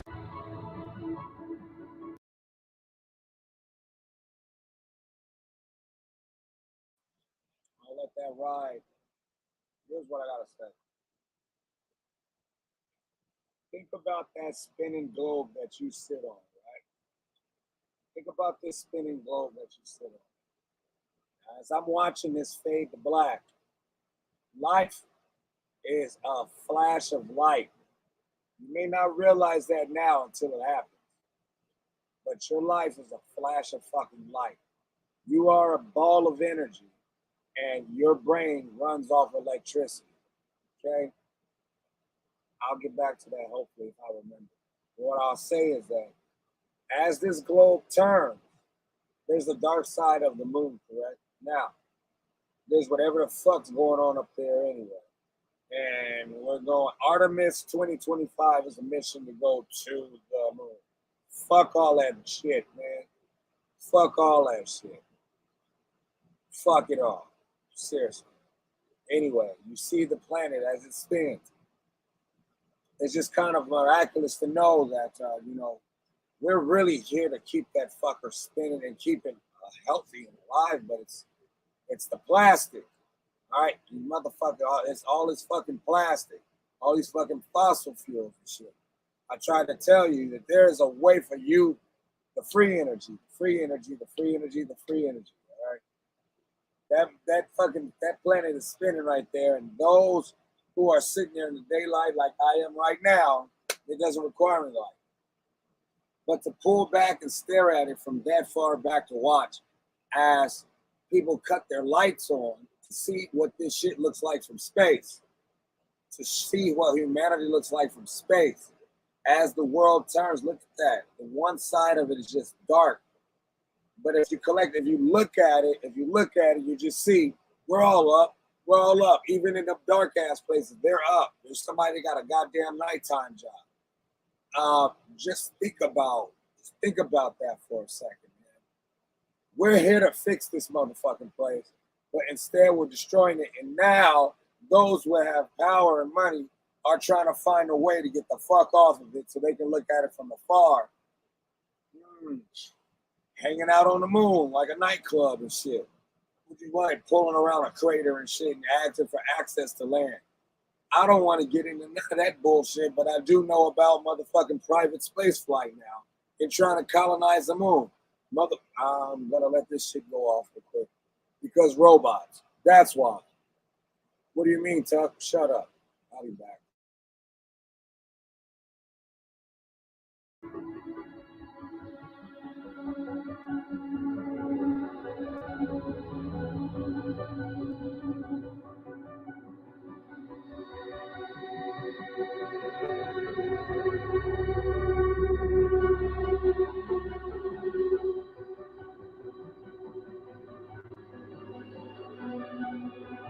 Very importantly, I'm hereby directing the Department of Defense and Pentagon to immediately begin the process necessary to establish a Space Force as the sixth branch of the armed forces. That's a big statement.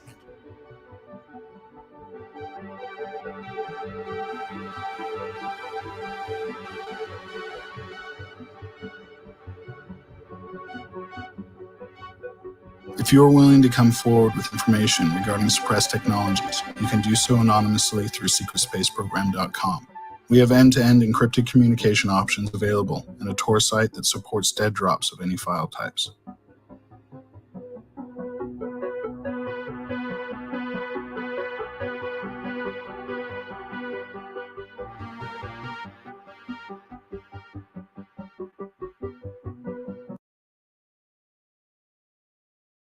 If you wouldn't be able to see.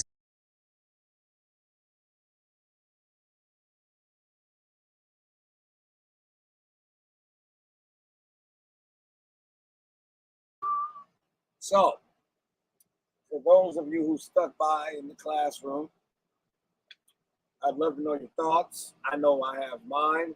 I'm going to give you guys some time to think about what you saw. For those of you who didn't see the whole thing, well, there's nothing more than to just roll this motherfucker all the way back.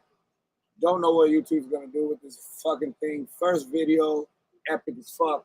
Really appreciate my sailors for sending me some shit like this. There's things in there that I can only say, hey, why? Here's what I have to say. Why is it that it's mostly the United States Navy that is willing to come forward and try to explain to the masses of things that motherfuckers just, how about this? I don't understand what the fuck I saw, so I think I need to get a second opinion, and maybe I should tell you about some shit that if something ain't right and y'all niggas ain't talking about it, all right? That's where I'm at with it. What I will say about this video or this documentary is I don't know what the fuck they're talking about. Okay? I just don't know. None of that. All right? So that's why I say when it comes to scientific shit, I'm a tuck deep because that's what I do. Audio engineer, I wear a lot of fucking hats. All right? I'll fix your teeth. I'm a dental assistant. I do a lot of shit. How does it feel like being an astronaut in the ocean? How about that song? How about that? What about if you need a helping hand up there in what they call space? I'm going to take time to smoke my cigarette. Hopefully I got a drink. And I'll let the class run for an extended amount of time. I'll end this shit because I believe that what we've just witnessed is something worth talking about. A lot of information was divulged, and there's a lot of talking points from every point of a lot of shit that I just saw. And yeah, a petty officer. Yes, petty officer. That's me. I'm a petty officer, all right? United States Navy. So when it comes to some of the shit that I've seen and some of the shit that I'm like, well, I find it really, really, really, really, really, I have a lot of gratitude. I have a lot of gratitude towards whoever sent me the shit so that I could stream it and say, I don't know what you're talking about. That's what I really appreciate most about this because I don't know what you're talking about. All right, so I'll try to get a song going. I'm going to pull this shit back to YouTube, I believe. Lord willing. I hope you guys enjoyed that documentary. We can get into this shit. Fuck out of that. Find something to talk about. Other than that, I'm gonna take my smoke break and think about the whole fucking documentary and give you guys my 2 cents on what the fuck I just saw. All right, how about that? Now, how about that? Yeah, how about we just kick back for a second? Friends would walk up to me and be like, "What's in your mug?" And I would just tell them, "It's." Because I gotta use the restroom anyway.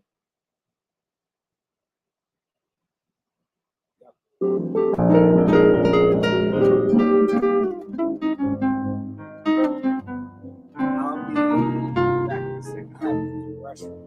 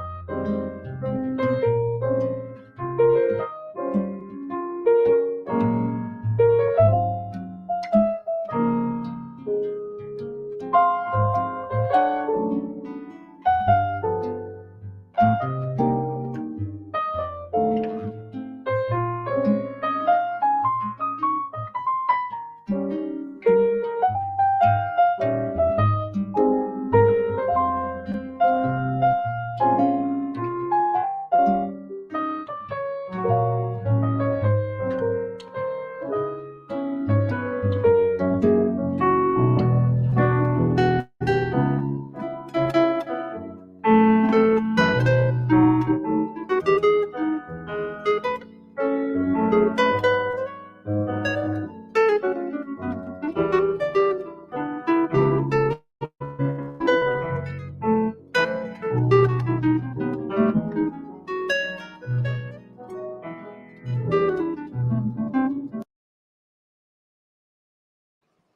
just thought about it. There's another one I want to start, and I'm gonna have to. If I start this, I need to write down where it stops. Okay, because I don't want you guys to be misinformed or anything like that. My job is secret as fuck. Okay, so there's not much I can do for it. What I want to say is that whatever above majestic, if you missed it, I never intended on playing that shit tonight, all right? But I would highly advise that it would be a great idea for you to check that shit out. It's called Above Majestic. It's a documentary. We just finished it. And I have another one, but this one's more for my students that are a little bit more smarter than just your average bear. Okay? The content that I will present to you on this channel is always going to be scientific. It's going to be as fact-based as it is, okay, as far as what the fuck. Anyway, all right, so without talking, I can at least play shit that I can play, okay, so that you kind of understand what the fuck's going on around your face, all right? What's going on around your goddamn head, all right? I'm not going to be able to sit up here and say, hey, but shout outs to Starlink for this internet right now. Thank you to Elon Musk. I have Starlink, and I've been pushing Starlink here for the past, I don't know, fucking few days. It's got the internet working off grid. All I need is my generators, which is what I have. A few of them. I have a few generators on board this RV.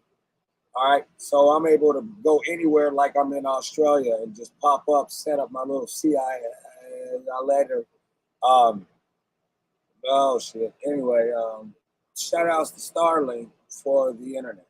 I'll give you that. But as far as these motherfucking videos and these things, I appreciate that Above Majestic documentary we just saw, and I have words for that. As far as personal,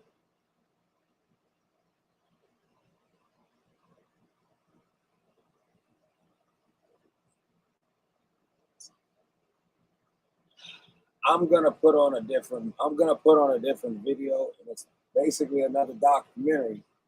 I'm not too sure. We've only been streaming here for the past, it's gonna be 4 hours here in a few seconds.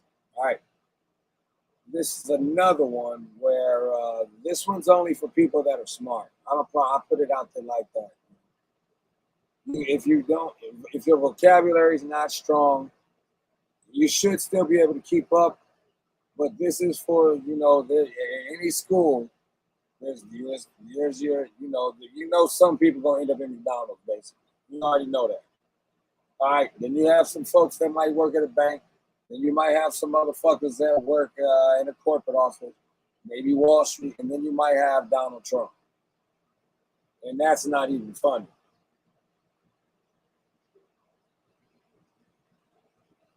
Not to me, at least, because he's a great guy. But just, certain aspects of the whole situation, I leave it at that because I've been in this flag and I don't know, a filibuster. I had to learn what a filibuster was. I'm like, are you fucking kidding me? You guys sit up and read. You guys sit up and, if you don't get your way, you'll use a filibuster and start just talking until everybody gets tired and falls asleep and shit and just keep on talking. Oh, pick up a fucking book and start reading Dr. Seuss. I'm just cool off all that. But anyway, that's neither here nor there. I'm going to go ahead and look this shit up and go from there. I'll be right back.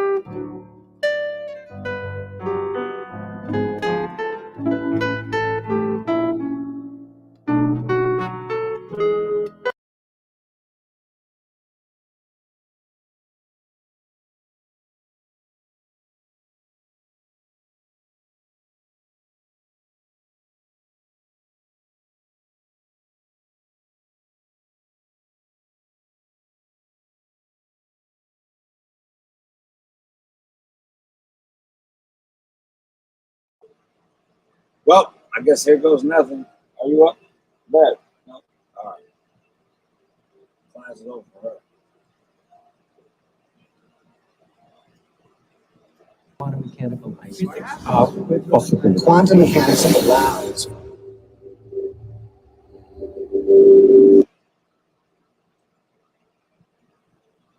I say again, this is for my smart sailors, all right? You guys out there in the audience, this is for my smart folks.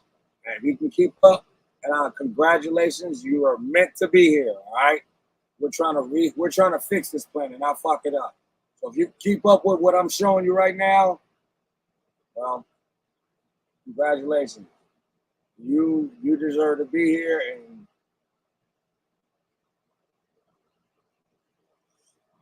we'll figure out something in the future. How about that? I don't tell nobody, see you later. You don't know that. What I will say is that you dropped the flag, and that's what I was telling you not to do. Without further ado, what the fuck do you know is what I want to call it. Supreme mind. Brain is capable of millions of neural nets. Biochemical. An emotional response. The brain does not know the difference between what it sees in its environment and what it remembers. We are running the holodeck. Whatever way we observe the world around us. So how can you continue to see the world as real if the self that is determining it to be real is intangible?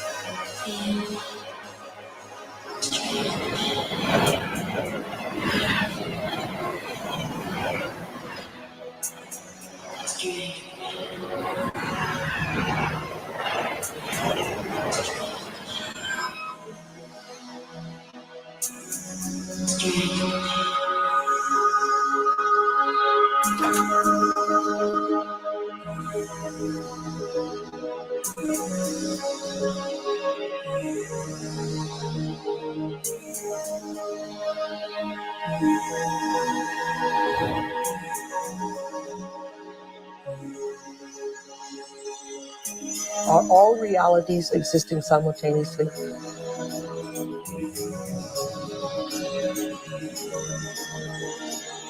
Is there a possibility that all potentials exist side by side?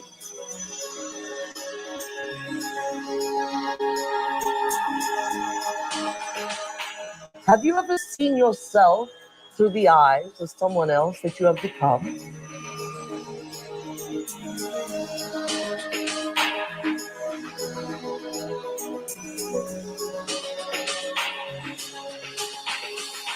And looked at yourself through the eyes of the ultimate observer? Who are we? Where do we come from? What should we do? And where are we going? Why are we here? Well, that is the ultimate question, isn't it? What is reality?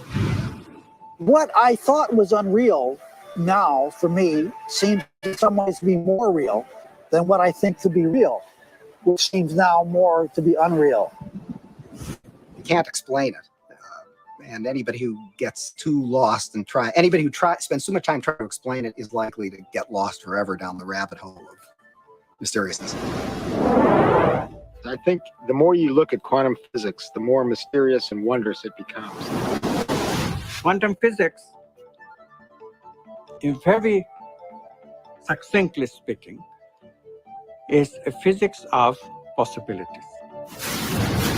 These are questions. These are addressing questions of how the world feels to us, of whether there's a difference between the way the world feels to us and the way it really is.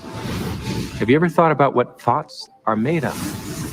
I think some of the things we're seeing with the children today is a sign that the culture is in the wrong paradigm and not appreciating the power of thought.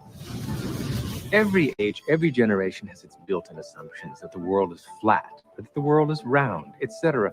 There are hundreds of hidden assumptions, things we take for granted that may or may not be true.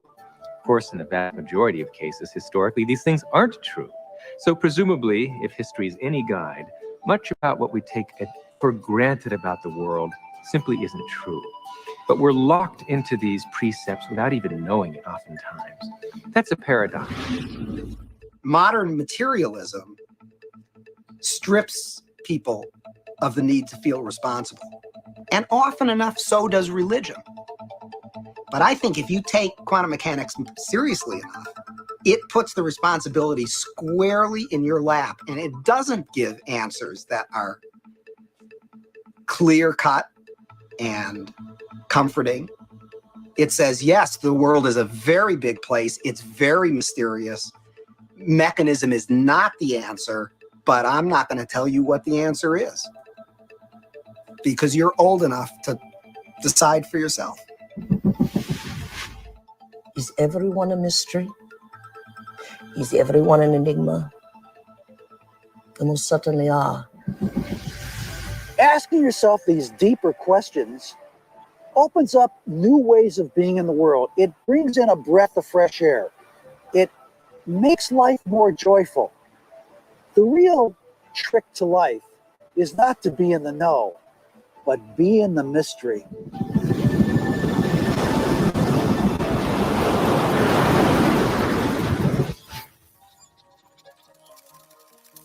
It's time to get wise.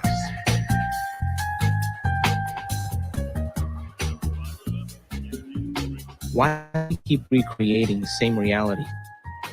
Why do we keep having the same relationships? Why do we keep getting the same jobs over and over again?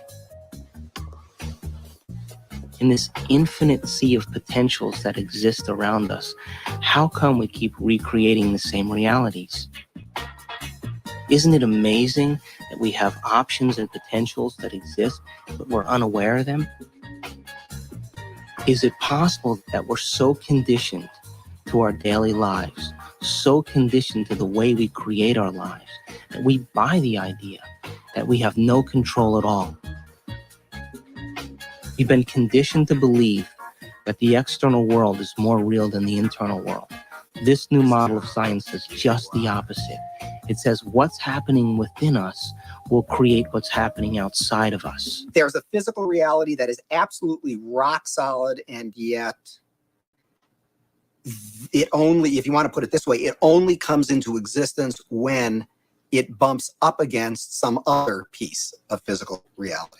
That other piece may be us, and of course we're partial to those moments, but it doesn't have to be either.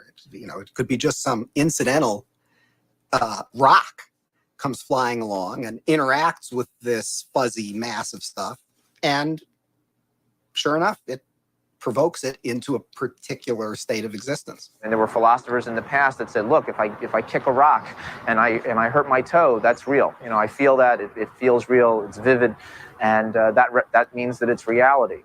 But it's still an experience, and it's still this person's perception of it being real. Scientific experiments have shown that if we take a person and hook their brains up to certain PET scans or computer technology and ask them to look at a certain object, and they watch certain areas of the brain light up, and then they've asked them to close their eyes and now imagine that same object. And when they imagine that same object, it produced the same areas of the brain to light up as if they were actually visually looking at it. So it caused scientists to back up and ask this question. So who sees then? Does the brain see, or do the eyes see? And what is reality? Is reality what we're seeing with our brain, or is reality what we're seeing with our eyes? And the truth is that the brain does not know the difference between what it sees in its environment and what it remembers, because the same specific neural nets are then firing. So then it asks the question, what is reality?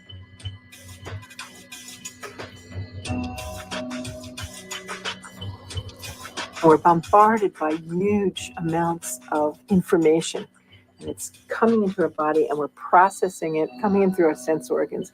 It's percolating up, and at each step, we're eliminating information. And finally, what is bubbling up to consciousness is the one that's the most self-serving. The brain processes 400 billion bits of information a second, but we're only aware of 2,000 of those. But our awareness of those 2,000 bits of information are just about the environment, our body, and about time.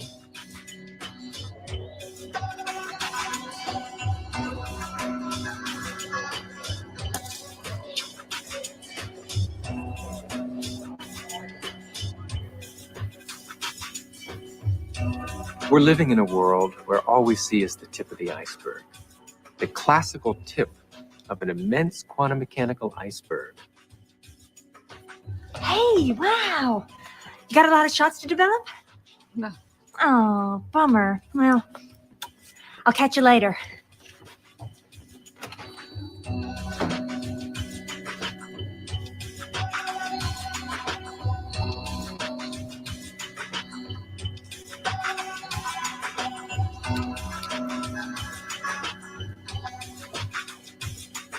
If the brain is processing 400 billion bits of information, and then our awareness is only on 2,000, that means reality's happening.